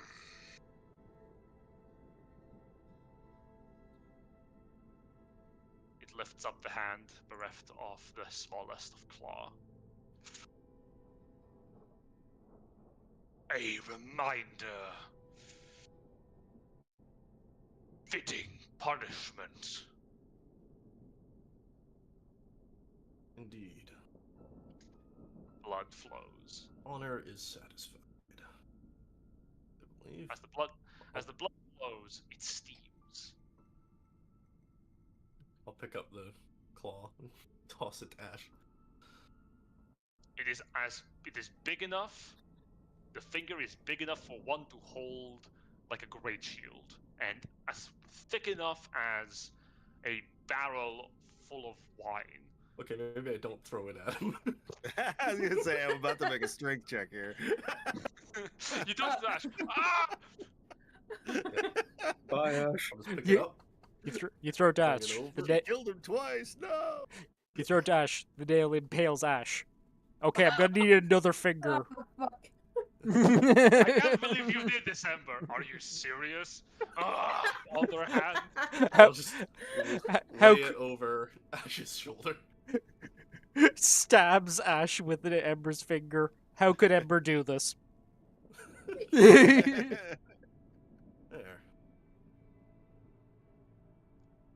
Don't know if it was worth dying for, but Yeah, I got better. So you did. that's There is good. only one thing that remains, and that is for you to claim your throne within this kingdom, this land, and for its people to become your subjects, and for us to claim positions as your subjects as well.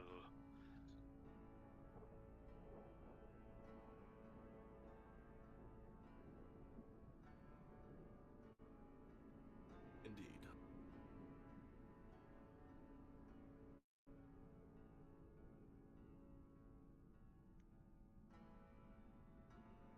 Now, as the dragon speaks, you hear roars echoing from outside the chamber. Myriad. The young, loyal dragons of Tiamat bellow, and you hear them close, because they fly to the top of Ogrebane Castle.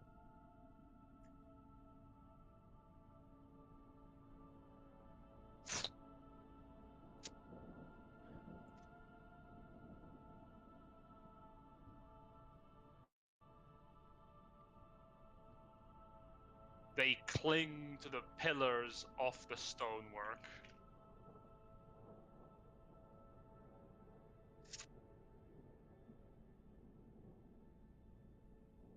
And leer down young, barely a century-old dragons. Oh, they're my age. Barely a century. Eyes stare at you, slitted, draconic, lizard-like.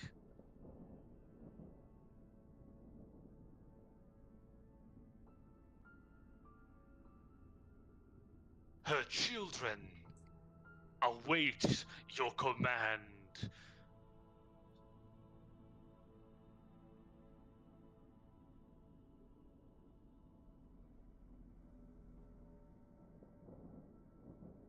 Just look at it all around.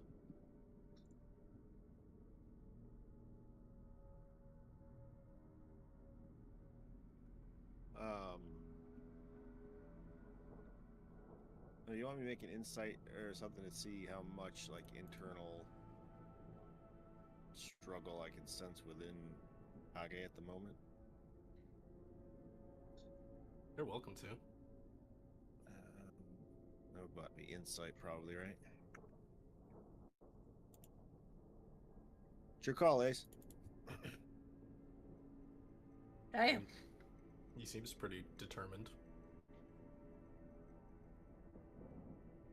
He says, this kingdom is now mine, as it is yours as well. Our home at last. Indeed. And who is our enemy?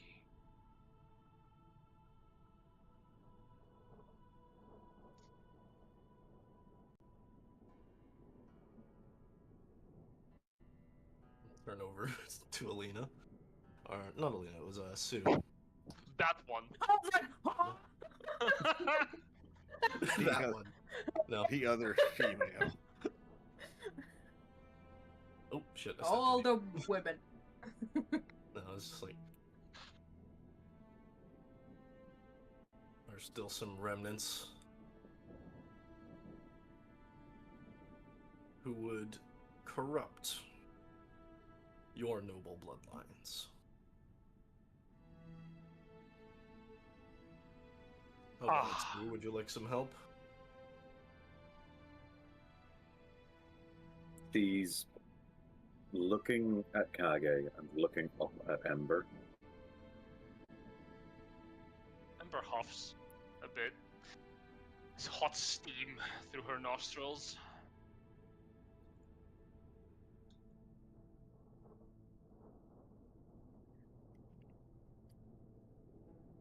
And she thinks for a moment.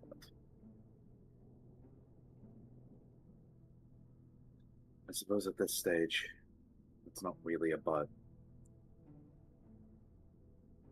There'll always need to be something to balance things, won't there?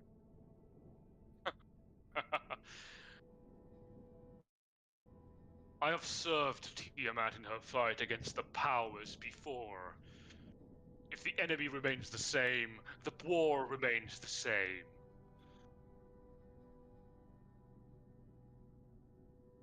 That it does. Until Charlott's Then what presence is fully removed, I fear none of us are safe. You will have a home here, just as any of my subjects. Question. If our enemies are the powers that be, I assume you are not one of them. Ember stares at Superbia. I'm not a ruinous power. No.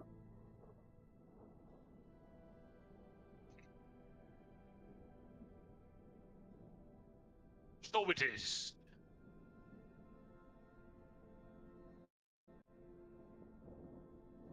Today is the beginning of the end of the powers that have claimed this universe for good.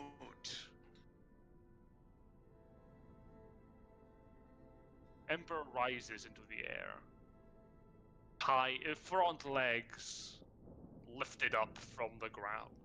Dragons smile as they lean upwards.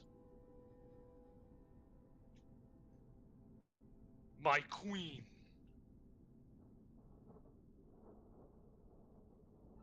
She wants to grant you audience.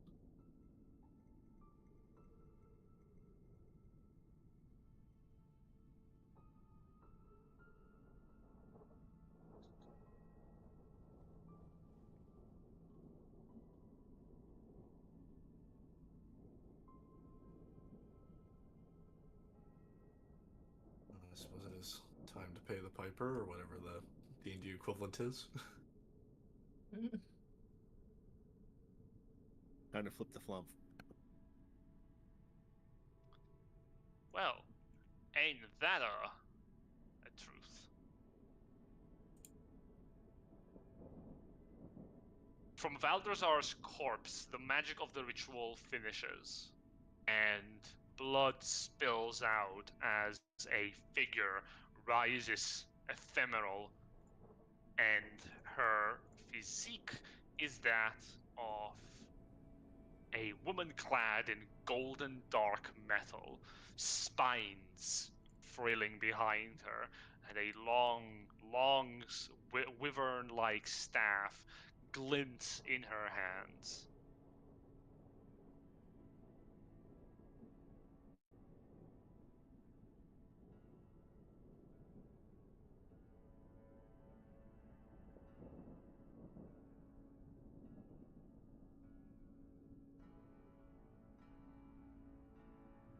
She slicks the blood from her hair and looks to you.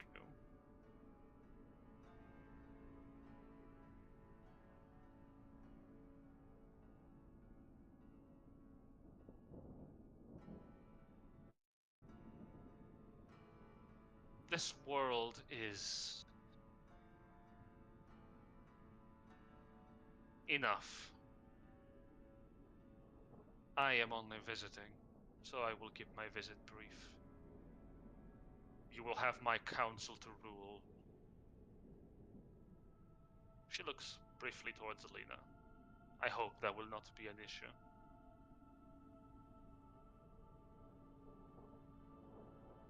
For once in Alina's fucking life, she just stays quiet but stares very intently at her.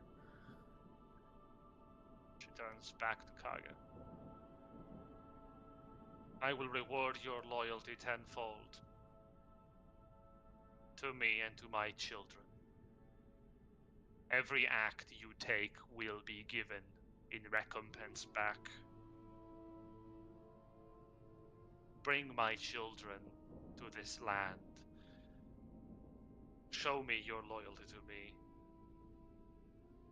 Or don't. You are now able to make your own choices, I believe, as well as anyone else. I have showed you what lesser gods do and do not do, what my brother Bahamut is incapable of fostering. No offense. She briefly looks towards Superbia. None taken. I'm not of him anymore. I know. It is good to know you do not hold him in your heart, as I know many of his fellowship do long beyond they have parted. I am a queen. She looks back to Kage. I know what it is to bear the burdens of leadership, as well as to exploit the wonders they behold. Steps forward and puts a hand slowly reaching out towards your cheek. I saw your value the day you opened your eyes.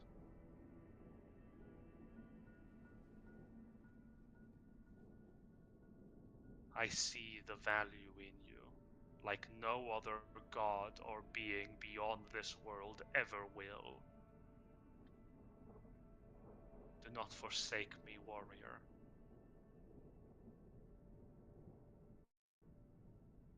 You could be so much more. Be whatever you want to be in this world. Your strength has earned you that right.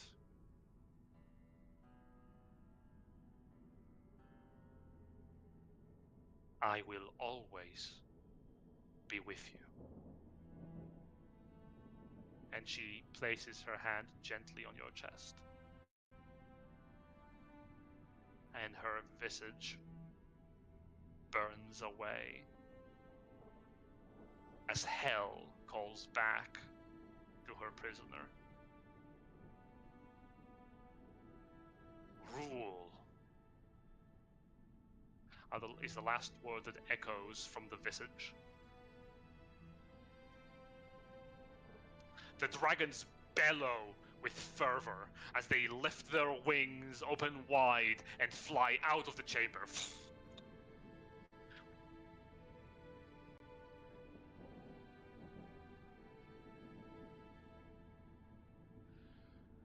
We will await your order.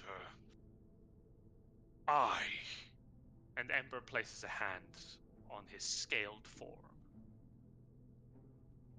And no other shall always be by your side. His wings open wide as he flies out of the room, breaking two of the pillars behind him, and flies in circles around Ogrebane Castle.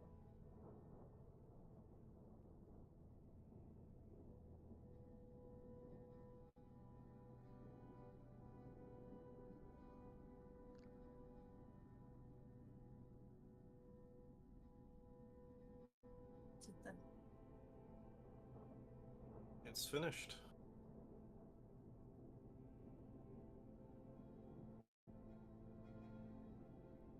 I hope you know what you're doing.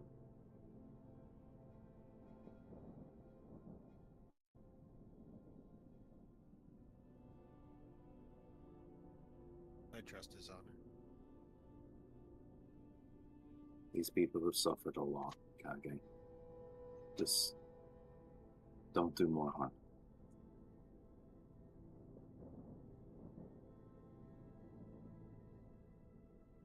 There's plenty of room for everyone.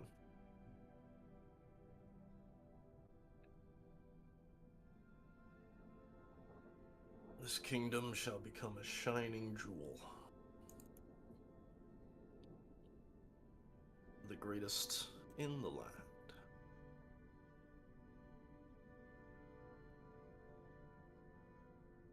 They will look on in envy and fear.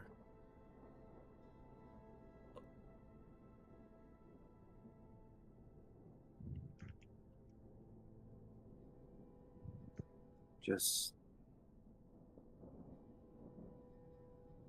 no. Again, I trust you to know what you're doing.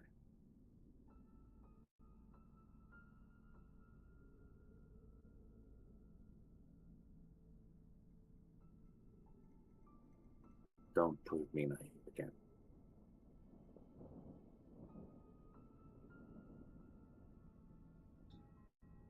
Well, we better get started then.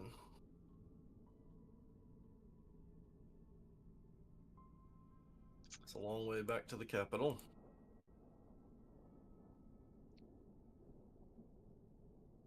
We have a celebration.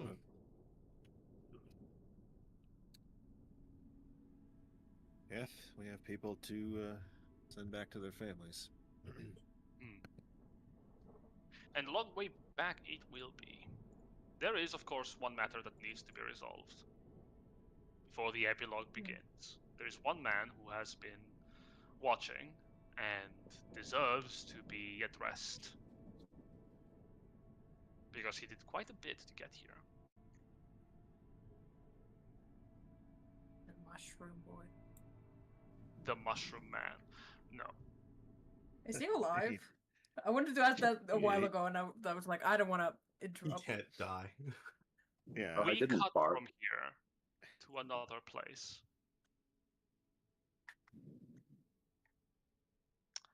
And that place is a beautiful, beautiful realm. It is a place away from here. In what many would consider to be one of the many layers of heaven.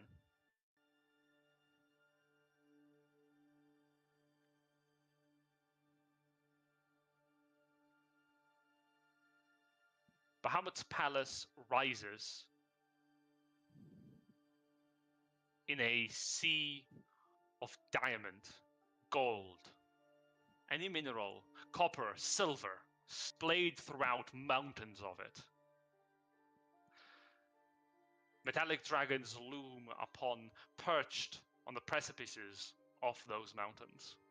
And in his diamond palace, in the adamantine halls, Bahamut rests wearily upon an enormous table that glitters with starlight and magic. On his side are 9 golden dragons, each one filled with purpose, busy observing not just one world but many, different planes of existence, and perched on his side is the visage of one who once was Benevolt Hendrix.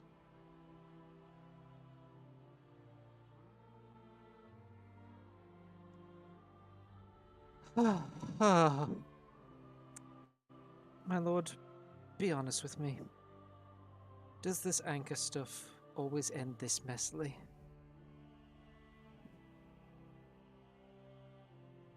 That I cannot answer. It is the first time a mortal like Superbia has become what she has become. I don't even just mean But if- that. I mean, Kage with Tiamat. I was traveling with a follower of Tiamat for months, and I never knew. Do I even need to deserve to be up here, my lord? You have earned your place. Believe me. If I could do the same for Superbia, I would. But the world is not as it once was, splintered as it is. And he waves a hand. You see not a universe broken. You see myriad of realities shattered. Different, beautiful, inconsistent, unique, perfect worlds. Like an enormous sheet of glass that has been fractured in infinite ways. Realities unthinkable. And throughout all of them, at the dead center of it, there is darkness between each shard, between each different reality. And through that darkness, you notice it, the little pocket where the universe you once called home was. And Bahamut stares. Benevolt will lift off from Bahamut's shoulder and sort of dance through the geometric shapes of the many versions of reality, the many shattered versions of what could be and what was towards that little pocket. Kind of look at it. From this perspective, it's probably about the size of a football. It's small. He just You looks and goes. observe it. He looks and goes. When I still had a brain, I could barely contain all of this, and now it terrifyingly makes a lot of sense. My lord, thank you for letting me watch as long as I did, but I have just one question, and I know it's one that maybe you don't have an answer to, but I feel the need to ask it to all of you. He gestures to all of the dragons around. I understand now. I understand that the void isn't just a threat to this one world, but so many more beyond. That if Verx is to fall, so many more beyond it will suffer its consequences. Varric spoke of the powers being removed from their world, them being freed from them. Superbia aims to replace the powers with new powers. If what Varric envisions is true, if Superbia carries through with her current quest to eliminate all powers, including herself, will there be anything left to hold back the void? As it was before, so it will continue to be until a change occurs. Superbia could be that change, and I believe in her vision. I want to believe that there is a chance for that universe to be something more. The powers that were will fight to preserve themselves, but she has a chance. A chance that we, the gods, were we to succeed in our victory, we would take away. I want to trust in that vision. I believe deep down that in mortal hands a better future can lie. I have strived to provide that opportunity when my world perished at the hands of hungry, greedy gods. I fight on their side because I knew there was no other way to fight. What we can do, Benevolt, is ensure a better future is possible for all of us. But right now that future can only be made down there by them. We can only help. In that case, I guess I'm doing what I've been doing all along. Putting my faith in Sue. And he turns back towards the tiny little void in his palm.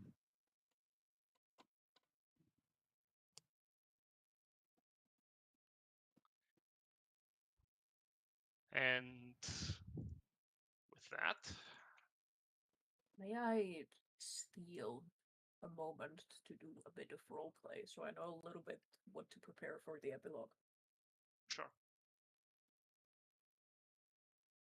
When they started heading back in one day, Alina asked Kage to join her to come to her bastion.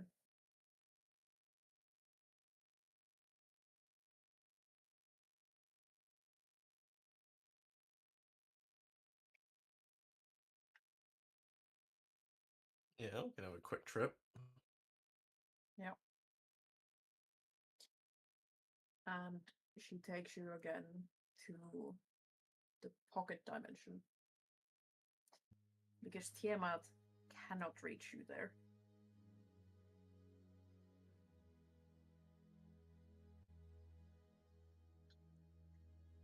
At some point, she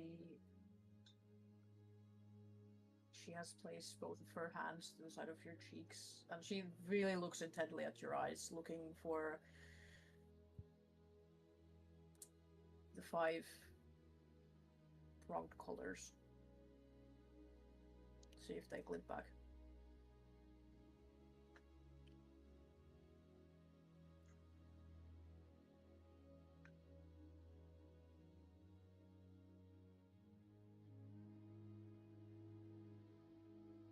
Jen? It is not up to me to answer this.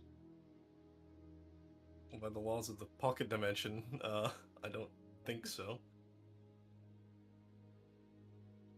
Tiamat's influence. Well, she cannot hear you or see you here. That is true.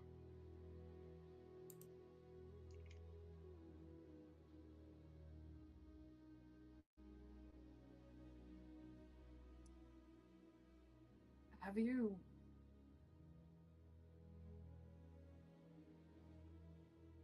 lost yourself? Are you still you?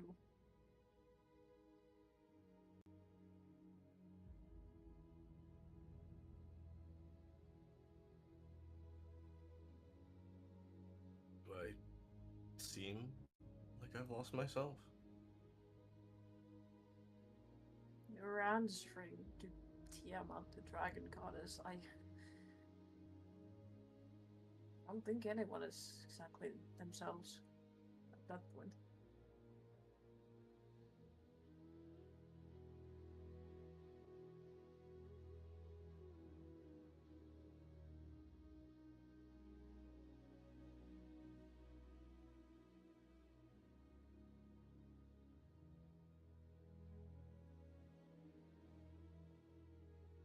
We all change.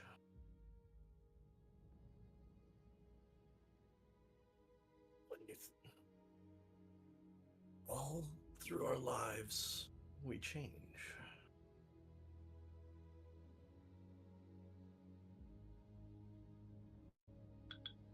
I've changed, you've changed.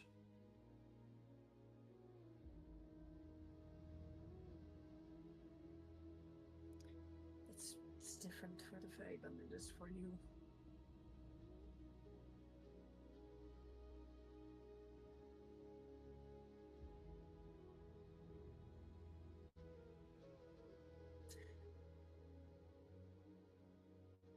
What happens now that you will swear your loyalty to her?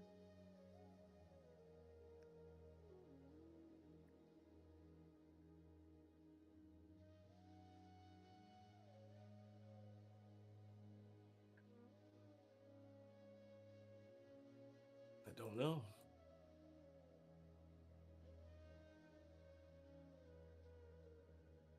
From what I can tell, all she wants is a place on this land, and for a Shadowlan to stop whatever they're doing.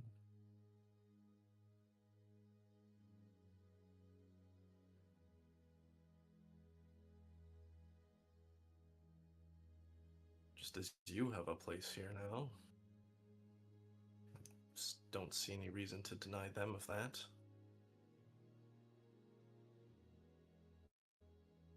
You know more, I would like to know more as well.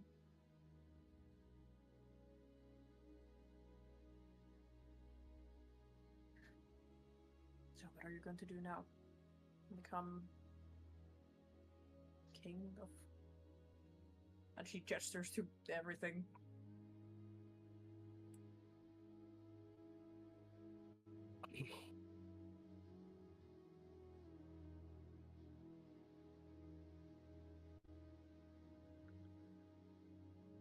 Seems a bit misguided to do all this and not, don't you think? Yes, that is what you said you wanted to do.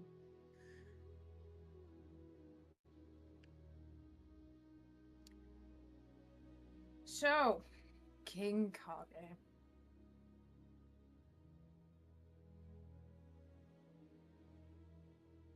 Don't Do know you that I'm gonna wish- get used to that.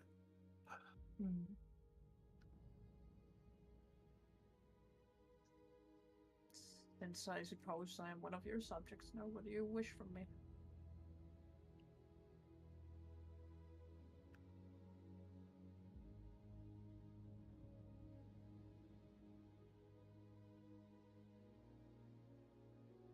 I want you to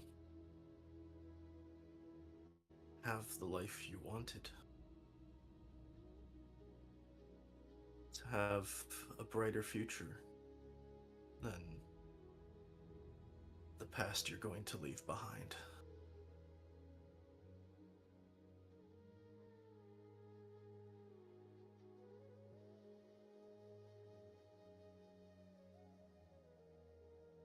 Whatever you want to do,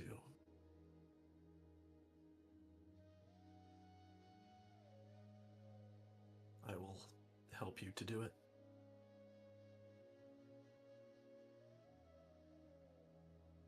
Elder, I would love to spend it with you.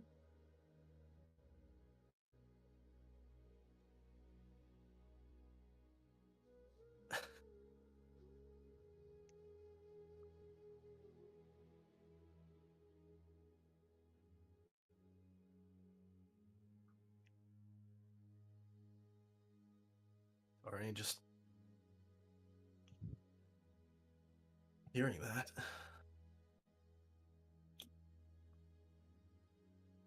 I am I- a selfish Fae being that is only interested in her own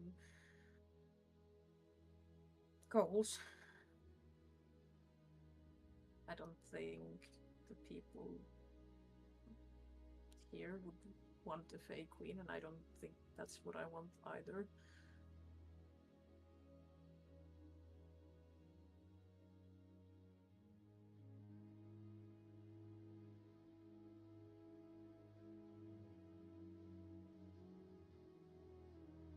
You won't have to do anything you don't want to do, ever again.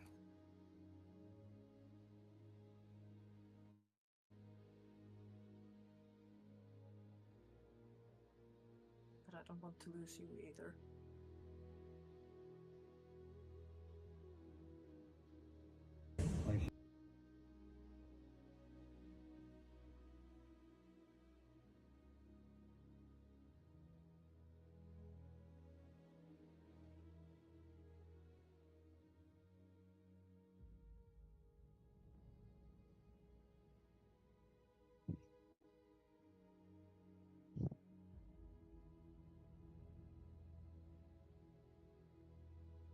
I know you I will don't want have to a lot go. of- I know you will have a lot of duties as a king. I'm not going to come between them.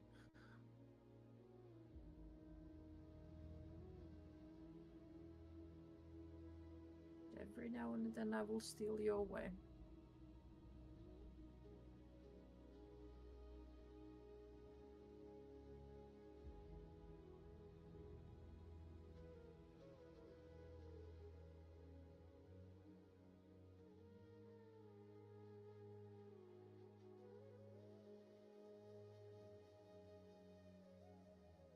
And I suppose I'll have that to look forward to.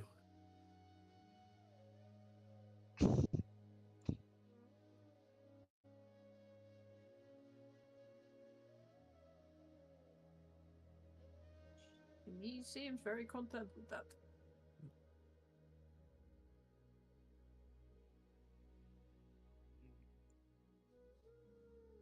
For all this time,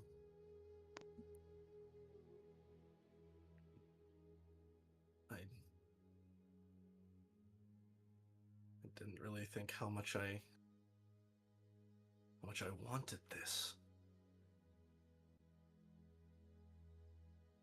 Until I heard you say that.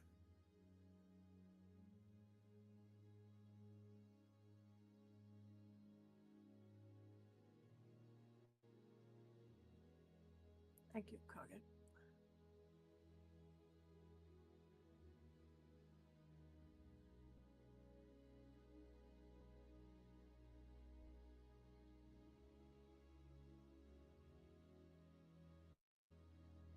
I will be here until age or whatever disease takes you away. Maybe then I'll be ready to return to Fae, but before that, I won't leave.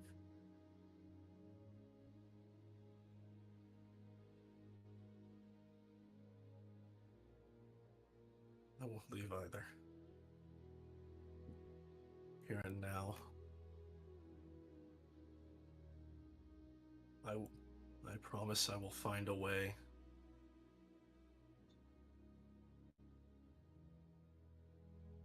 I won't leave you alone again.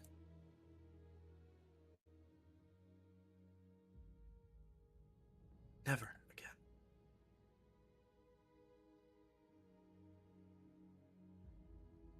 She leans into you to hug you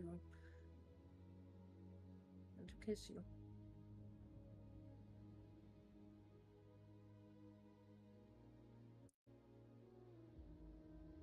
Fade to black, Jen. Fade to black. This place is about to get wrecked. All right. Stop it.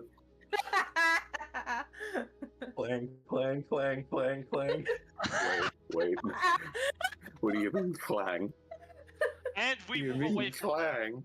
He never takes his armor off, man. Oh my god! no, that's not what she meant by protection, my god. And we hit the end, and the epilogue begins. With your success Oh my over the God. Kandanumvar, the kingdom of Rubria lies liberated. Now we get to have an idea of what is happening, but before we do, if you would allow me, a narration Ooh. for how the world moves on after your victory. Before you do that, holy shit, that thing with Benevolt was so fucking cool. Holy shit. You're Okay. welcome. I pitched that to Jen earlier Oh. today to be like, hey, we've never actually looked at the afterlife of this setting. Why don't we use Benevolt to do that? And he was like, fucking bet, let's go. I heard that, I was like, oh crap, am I playing Ashfall right now?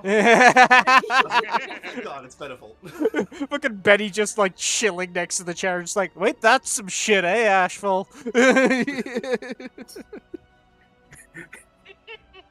Why are you here? Why are you Who here? the fuck are you? Benevolt asked the question, why are we here? And Bahamut's answer was, to make them suffer less. Yep. Hmm. Hey, to my fellow players, did any of you catch Kage's last name? I missed it. Ventura. Venture? Yeah, Ashfall Yep. Ventura, a descendant. Okay. Yep. So we had two people playing the descendants of previous player characters. Neat. So, okay, yeah, because I think that's the first time that's come up, hasn't it? It absolutely is. Huh. Ben's Fuck put it in a It- couple times. but- Yeah, Yeah. because I'm an asshole. Tiamat was like, "That's your full government name right here." Oh, yeah. Let me just It was dox really- you it real was- quick. It was really funny when I started asking, like, what's your last name? Genuinely out of, like, Alina's like, you guys use last names. What's yours? I was sitting there like, Um, damn, I wanted this plot twist to come later. There is only one thing I want to, however, say, Mhm. if I may, Hmm. because I Yes. want us to get through it, and that is the Mm. epilogue. So, if you would allow me. Go. Yes. There we go. The home of the homes of many people were razed and burned over the course of this long and arduous journey. Farmlands reduced to cinders, and of course, many, many lives were not spared the turmoil of the war.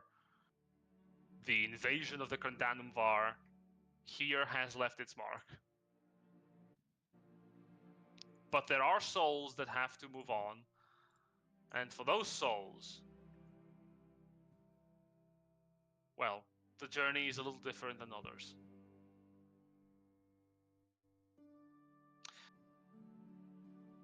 There have been many people in the lives of the Long Promise that have to move on.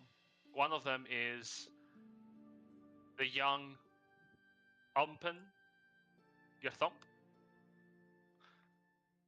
the Where did you do that halfling, thing? the gnome who returned back to the remnants of New Bern to search for his family. During the war, Holy he shit, served. that guy. During the war, he served as Isabel's lieutenant.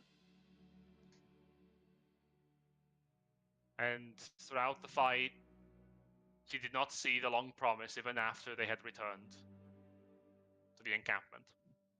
He was too small an individual to matter in the grand scale of things. He came back home and found the remnants of his family, those that still lived, and tried to build a better home with them, but the time he spent in the war would be with him forever. Without the friends he had made along the way, throughout the travels of the Long Promise, he could not cope. He would spend the last of his days within the home he built with his family, away from those he called loved ones, if only to avoid scaring them when the recollections of his time spent fighting resurfaced. He died 1 year after the end of the campaign. You bastard. Smile. Poor fucker.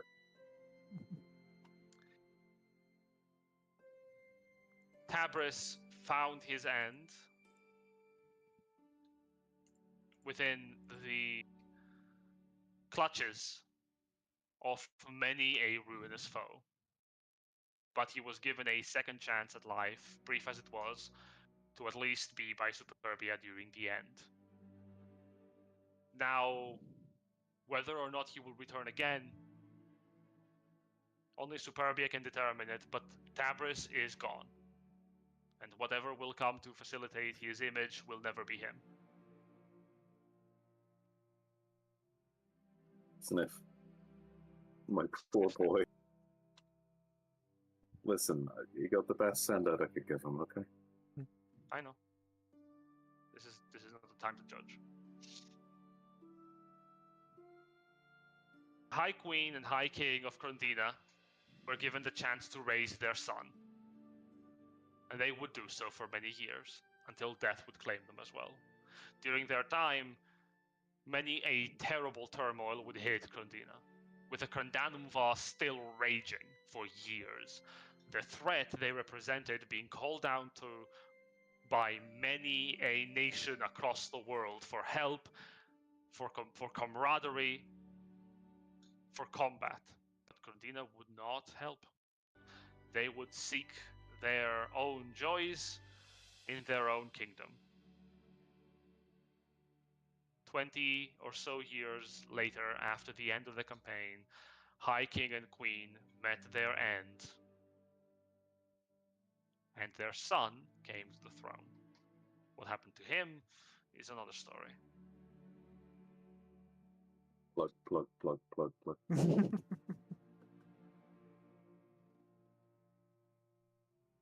The lands of Krondina were home to many a valiant soul. And indeed, some of those souls helped the Long Promise along the way. And some of those souls would oppose them forever after. Belendis would never cease to hound Superbia, even though he would be terrified of her until the end of his days. To that end, his machinations and schemes would continue, guided by visions of Bahamut or what he believed was the Platinum Dragon. Whether or not any of those schemes or visions were even come to be realized, only the gods know.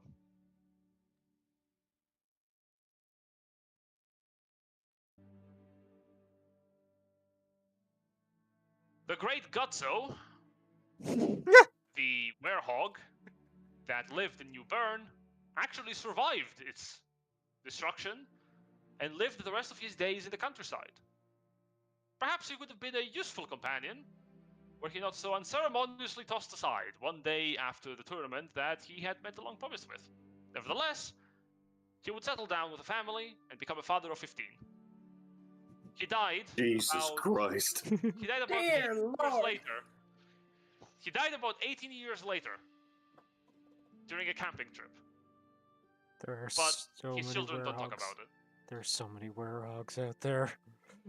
It was an insurance deal. That's what that was. That's why they're not talking about it.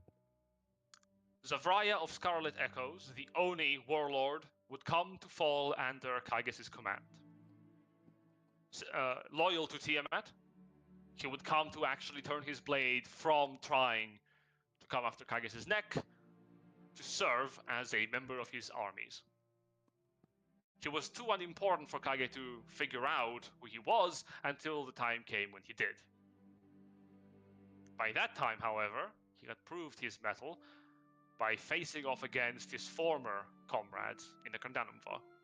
Whether or not he was spared the punishment that comes with all who fail the King of Rubria, that meeting was left between them and them alone. Aileth and Vela would always search to find out more truths about the elves and those she called the Drow. And she would come to find the truths she searched for when she would foray into the domain of the elves that lived beneath the world.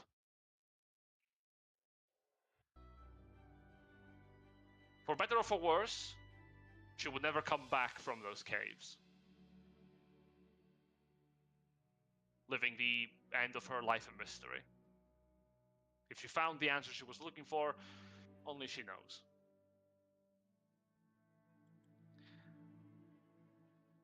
Estrella would return back to Krondina to serve with the Onyx Flame, keeping contact with the rest of the Long Promised as much as she could.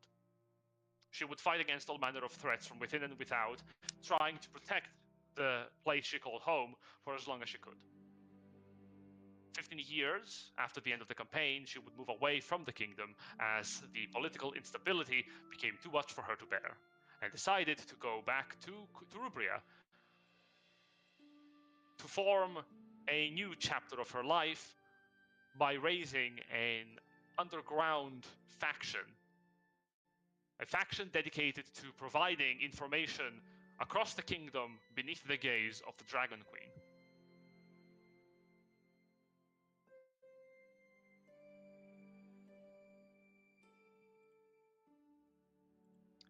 Bioki would rule Amaria together with Kage as twin emperors.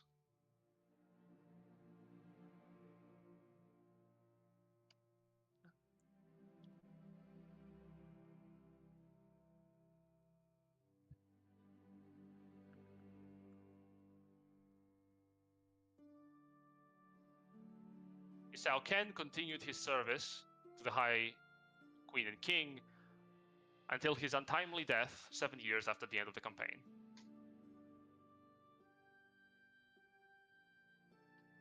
He was found murdered in his room, a single stain of red covering his bedsheets. On his hands was a letter that would have been delivered to the last remnants of the previous royal family of Amaria. It never made its way.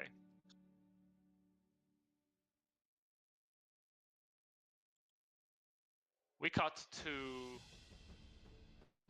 Bioki and Kage. Kage, tell me, what does your reign as King of Rubria look like for the next 10 to 20 years?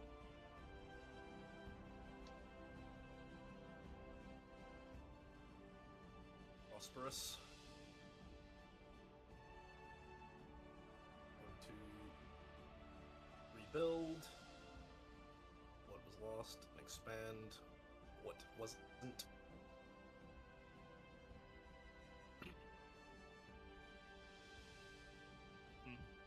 Expand our naval capacity in particular. So now threats inward, the main threats are outward, and as an island, you need a navy. There's plenty of trees to build one. Great vessels are constructed. A war, albeit a brief one, begins with the elves far to the north of the kingdom. They never were keen on humans cutting down their trees, but there was not much they could do against dragons' power.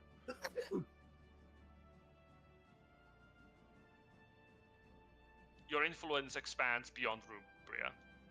Soldiers gather under your banner, and together with Bioki, the two of you embark on a united front to fight against the threats that would bring peril to your twin kingdoms.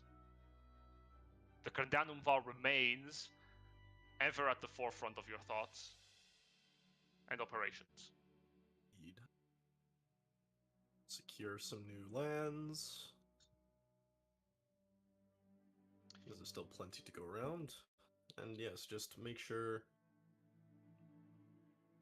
that the gold is flowing, people are fed, and that we are prepared for anything.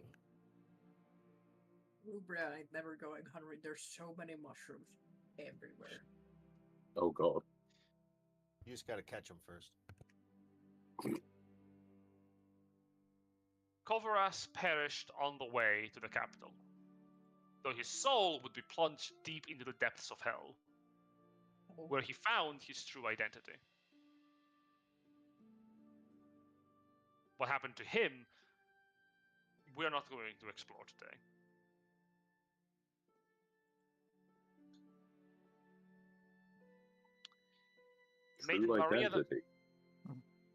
Maiden Maria the Merciful, within the High Kingdom of Grandina, would leave the capital of Now after resurrecting once more Petra of Limen from the grave. They would continue their crusade against the unholy and the inhuman in other lands, more open to the ideas that they fostered.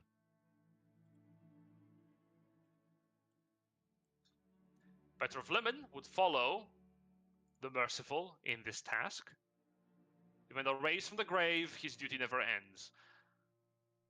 And he would inspire many a youth to raise up arms against the unholy threat that threatens the world, even if though his methods were abhorrent to most.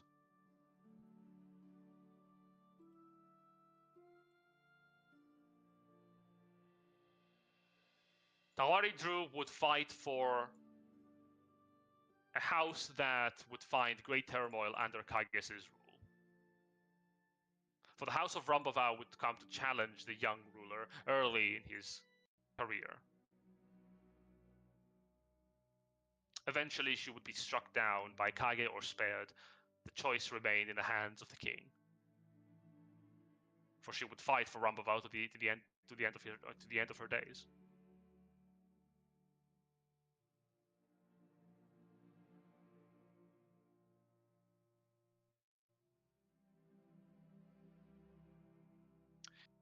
Valkarto found his death in the forest, in the middle of nowhere, close to a shithole. No one mourned him. That shithole was very much cleaned up after the war. I mean, I got a book out of him, so.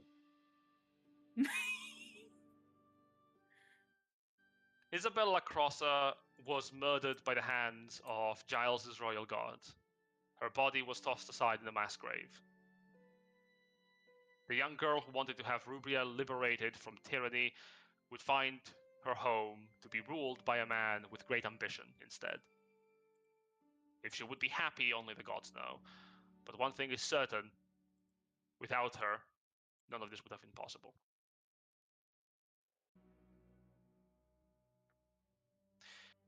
King Giles, not even his body remained. The sludge that composed it disappeared long after his death, and his soul was spared no expense of the actions he took, even before he got the crown on his head. Sent to the first layer of hell, he would be reincarnated as a devil, to fight in the blood war for the rest of eternity. There he found great success, though he would know strife and turmoil forever.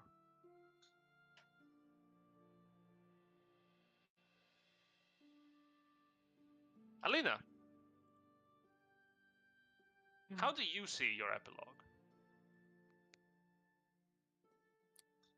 How far are we going? As far as you want, within the 10, 20 years follow-up. Yeah, no, that's what I'm asking, because Alina's technically immortal. How far you want to go?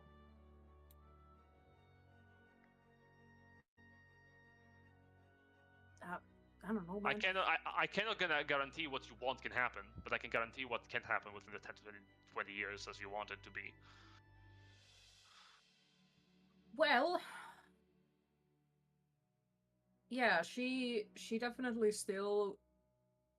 She spent a lot of her time in her bastion, but she very quickly made a point to have a teleportation circle in Ruvella.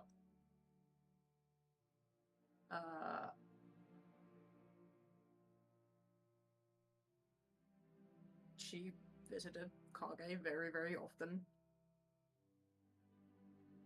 She still wasn't very fond of big groups of people, but she made sure to still grow crops for people to give them to the armies and whatnot.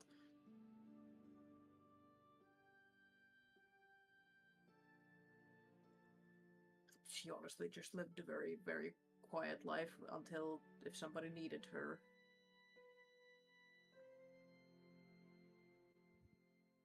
Very well. Galeran Hawks was severely soured by the prospect of foreigner coming to power, but nonetheless was happy that at least the burden was alleviated from the one he loved the most. He lived in Rubria for a very short time afterwards, after the end of the war, until he decided to flee.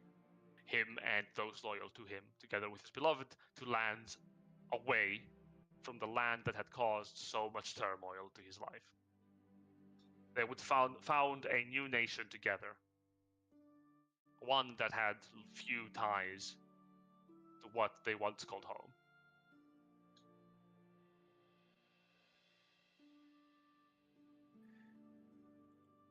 Admiral Eramon Flockwood continued to profiteer from the turmoil of Rubria until the very, very last coin could be squeezed, after which he left, almost abruptly before any of his colleagues could realize why, until Kage's forces stormed the poor ports that they had festered within for so long and drove them to the sword.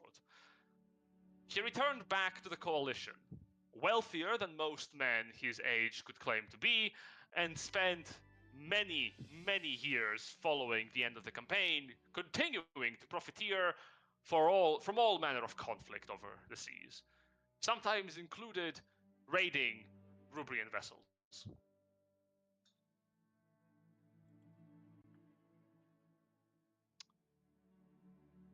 Alvodanus Durabane remained within Durabane Tower as a steward to the arcane arts.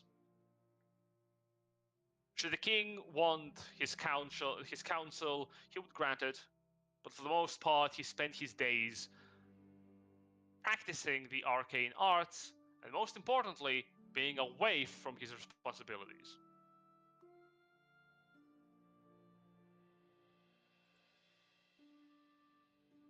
At one point, a decade after the end of the campaign, Alvodanus disappeared for good, and his tower fell to the stewardship of his second-in-command. Whereupon, changes would be made to the tower by order of the king, to whatever direction he believed the practitioners of magic should be guided towards within his kingdom.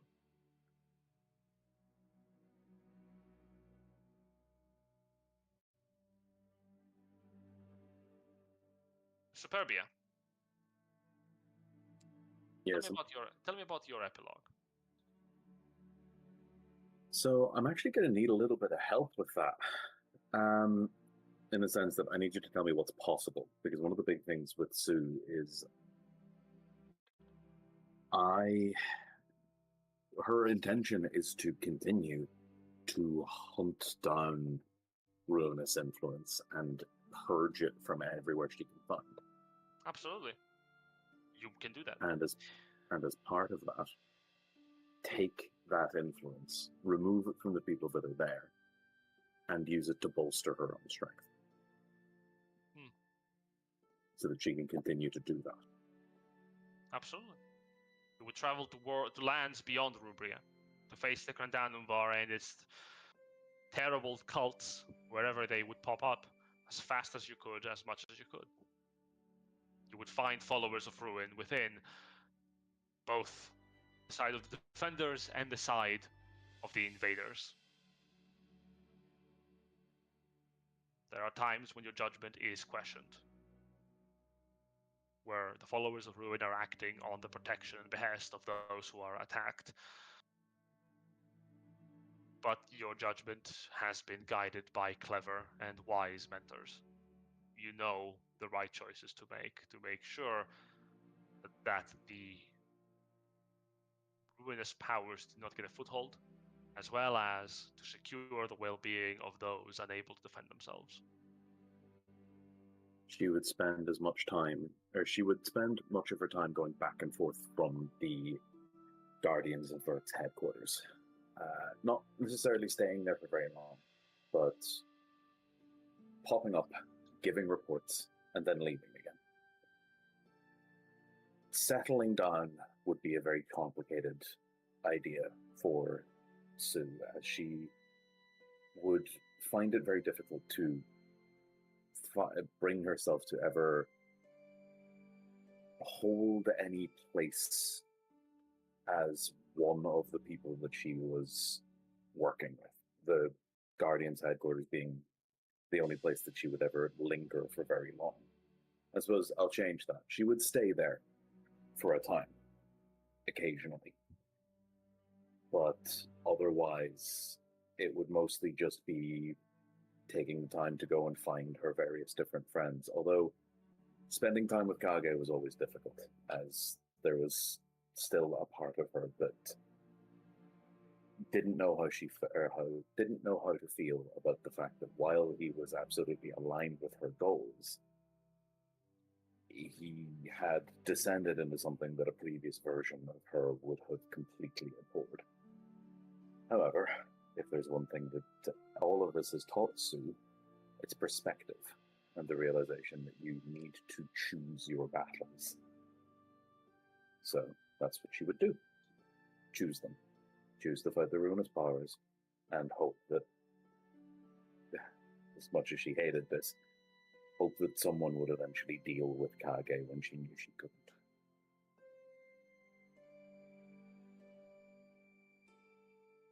Varric Berevan would spend his days within the Hall of the Guardians of Verx as much as he always had, as well as the rest of the world. His time spent with Superbia was honestly terrifying, but he was glad to see that she still cared. He couldn't ask for more. He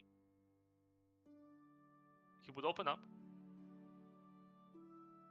He would share his time, but most importantly, he was there for her as much or as little as she needed.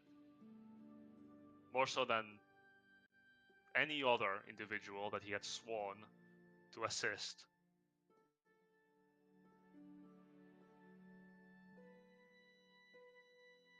And sorry, I don't want to take up too much time, but lastly, by the time that she had taken in taken in quite a lot of this energy, it got to the point where she didn't really even look like the same person anymore.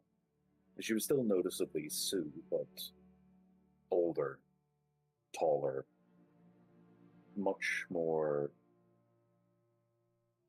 celestial in appearance, with notably a general glow there that didn't seem to come from any particular source. Of course. Absolutely.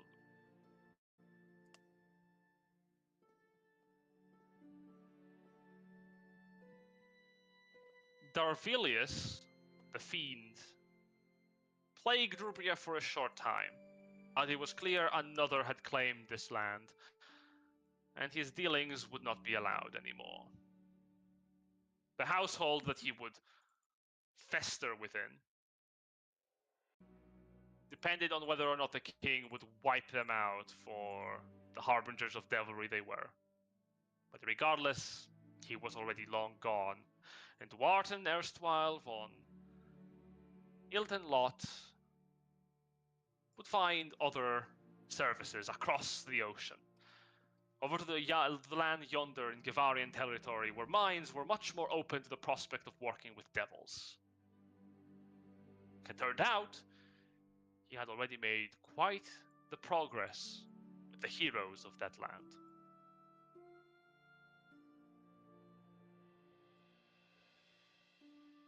Baron Ernolt Vernitalion served for the remainder of his days as little or as much as Kage's council would allow. He would offer advice, he would offer his services, and the resources of his barony. Whether or not he was given back the lands he was owed, or the responsibility he was rightfully demanded of him, only the king could say. He would die 18 years later, as his body finally gave up under the stress of his employ. His office given to a young knight who had served ever so faithfully during the war against the Damphir, as his children would wail and rage against the indecency of a woman in office.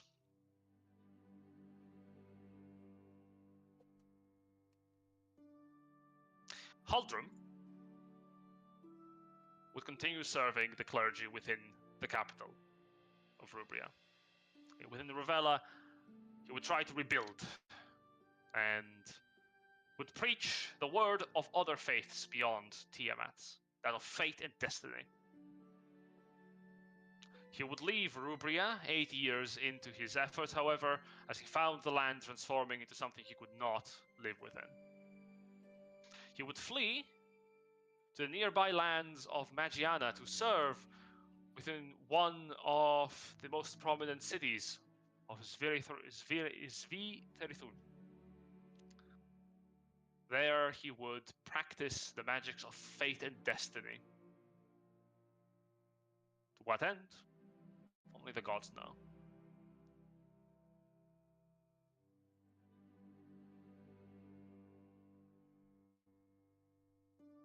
Panjed continued terrorizing Rubria within Kage's rule, and he would be a major thorn in his side for many long months, until eventually he was confronted and slaughtered. Whether it was by the hand of the king or by the valiant heroes of the land, the tales become muddy. Depends on which bard you ask and how much you pay them to tell you the real truth.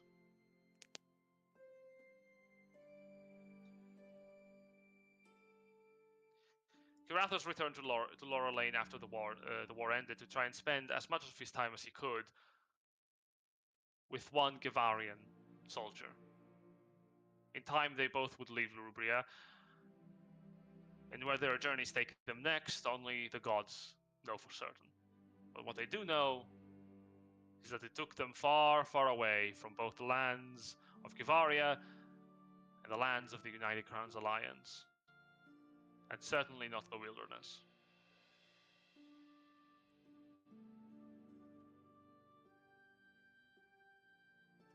Ash, how does your epilogue look like? Ash would stick around in his duty as, I suppose, the Baron of Vanbridge to help stabilize the kingdom, get everything in order for a peaceful reign.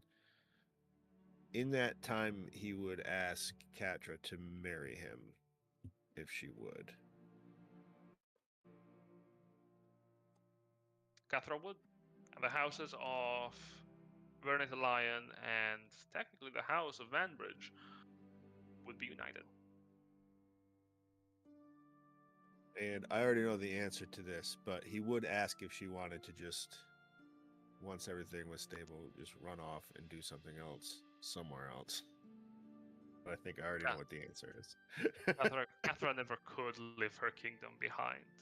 Yeah. So he'll stay with her. And so you settle. The future is a bright one, with people that care for you as much as you care for them. You find that in the last of your days in this world, you follow right onto the footsteps of your great ancestor. Truly, the blood of Aila is both as precious to the world as it is glorious.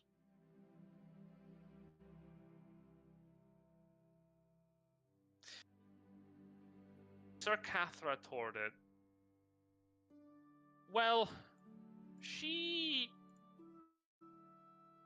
rose to the office of Ernest Lion and married the only man she believed was not just worthy of her hand, but genuinely a true knight, displaying the virtues of old Rubria. Though she would at times clash with Kage's desires and vision, she would not do so in such a way that would endanger herself or her beloved. She remained loyal to Rubria until the end of her days.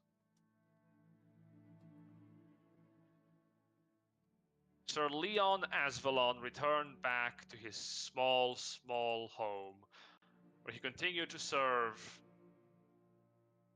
the benefit of Rubria as much as he could until the end of his days, though they would not reach him for the decades to come.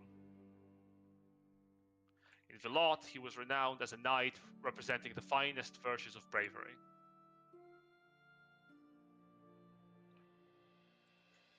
And he became a knight worthy of any young squire to admire and follow the footsteps on.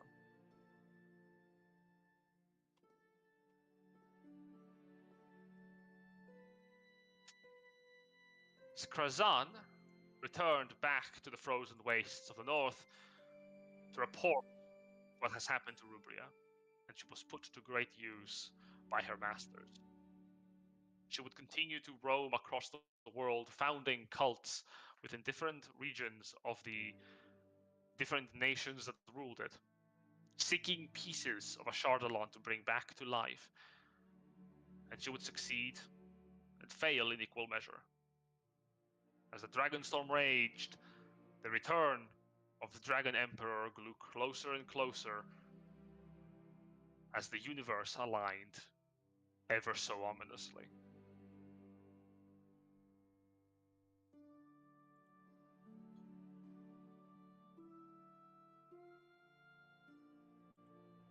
From across the seas, many an opportunity would come. But there are places even further beyond. What do you see as Benevolt's epilogue? Benevolt spends his time within the divine realm of Lord Bahamut, watching the tiny world of Verx and its changes, what shifts, what develops, and waits for times when he feels like he can do some minor influence to help someone. Reach out a hand to offer a celestial summon that might be a little cheekier than maybe the summoner was expecting. Offer a hand to a cleric. Sorry?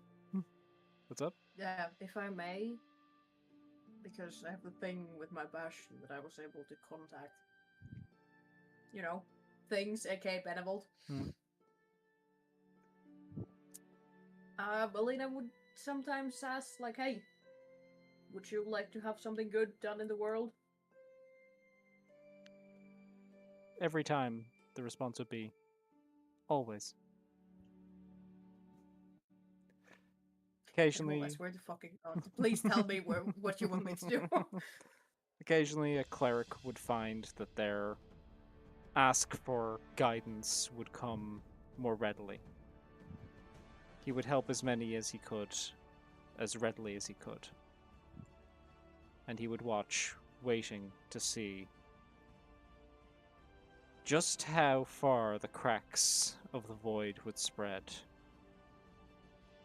and just what would happen as the powers develop into what they will become.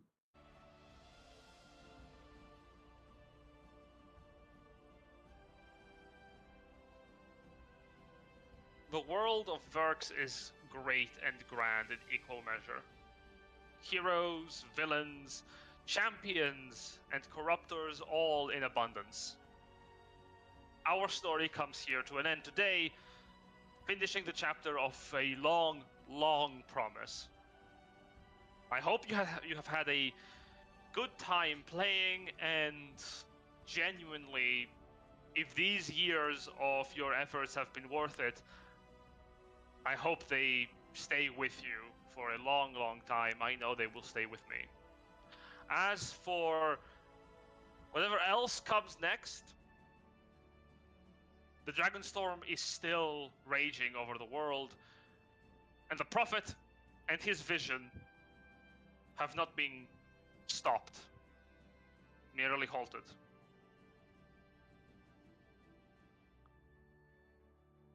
I thank you all for playing in the Burning Crowns campaign. Oh, that's right. There's one more person I have missed. Across the world walks a dead man. His head is burning with an azure flame, and he holds within his hands the skull of a god. He's going home. His journey is his to retell, so I'm not going to rob him of the opportunity. Besides, he would tell it better than I could.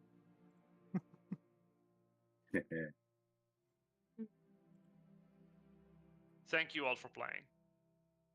I don't think we will ever have a campaign like this one ever again. It was a hell of a good time. Hell of a ride. Thank you so much, buddy. Likewise. And now, for the end of our campaign, I have to declare how does the universe move. And the universe moves such. The forces of fate have successfully managed to repel the forces of ruin once more. To that end, more anchors of fate will continue to move throughout Verx. Their latent destiny is becoming reality, except it changes. Destiny becomes ever more malleable, ever more different to the anchor to hold on to. It becomes less a chain and more an inevitability that must come to pass. To that end, all anchors of fate coming forward would be free to avoid their destiny. But if it doesn't come to pass, ruin profits.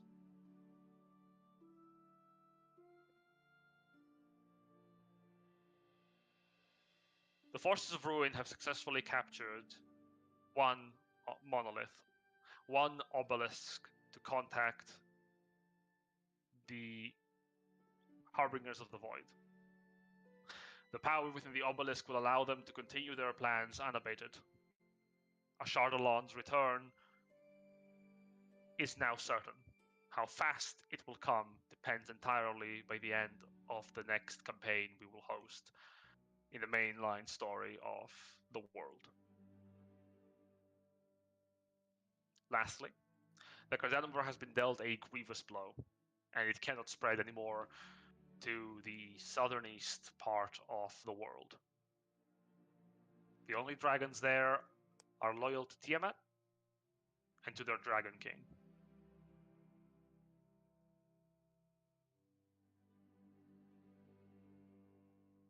This ends our epilogue and synopsis.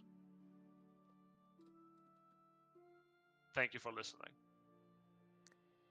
Woo! And thank you so much to everybody who's been watching. We've had a fairly decent crowd for this particular game, and specifically for this session as well. We've got a decent crowd. So I want to thank you all for hanging out. And once again, thank you so much to Jen for running this campaign. This one's been a wild one. I've been making all of this shit with my bare hands. Bleeding knuckles. For years. My machinations laid detected. They were Holy shit. they were so Butcher. detected all the time. Detected. Oh man, what a joy. Yep, Well done, everyone. You We- have done it. we fucking did the Yay. do. Oh, I can't How- believe it's over. yeah. It's Jover. I want to say, Jay, how does it feel to finish the campaign, actually, with me as the DM? I know this was your first one with yours, truly. Oh, fantastic. Fantastic. Like, look, like, it was an absolutely phenomenal campaign. Like, were there times where I was like, I swear to God, if that boss has another fucking air elf bar, I'm going to show up to Grease myself. And did I do no small amount of bitching about that? Yes, I did. But I had a fucking phenomenal time. Like, ultimately, in the end, like, Sue is probably my favorite character. Like, she's at least tied with Anton. Oh For my god, yeah. characters that I have played, and I love that I get the dichotomy of, you know, the wonderful, glorious, ever lovely Sue, and my trash gremlin, my man with nothing but a dial-up tone for a brain. I am so. If you're gonna play in any more campaigns I ever run in the future, Mhm. please bring me a character befitting of you, Jay. I want you to give me your A game, A++ game. Bring Let me me the play boy. Lawful Evil. Yes, yes. Can I also, now that the campaign is over, note that once again, Jen, I have managed to get to the end of a campaign entirely ducking out on your final boss fight. No, I know this. Fucker. You will never, ever get me into a final boss fight. It will never happen. In the same way as Jason fucking bamboozled me with the end of the campaign, like revelation of, yeah, my character's name is Vanilla. Yeah, I guess you really did, Foylan. Shake your hand. Well played, Thanks, sir. bro. You did I good, bash you in the chap. head. All right. It is late, folks, and we should probably end this campaign sometime between now and the heat death of the universe. So, thank you, everybody who came along to watch. Really appreciate all of you. And, well, catch you tomorrow, some of you, potentially, for our Saturday campaign. And failing that, when that's done, whenever the next campaign starts, we'll see. Next week we're starting the next campaign. I have Shut no the fuck break. up! No! No! No, Get back the box! no, Back of the you box! will No! have- Uh, You will have a Friday to yourself, sir. The campaigns Oh, will enjoy it. continue The campaign until I will die, until we're or Alex. he does. Alright, we will catch They y'all. will never find your bodies. We will catch y'all next game, folks. Later! Bye bye. See ya.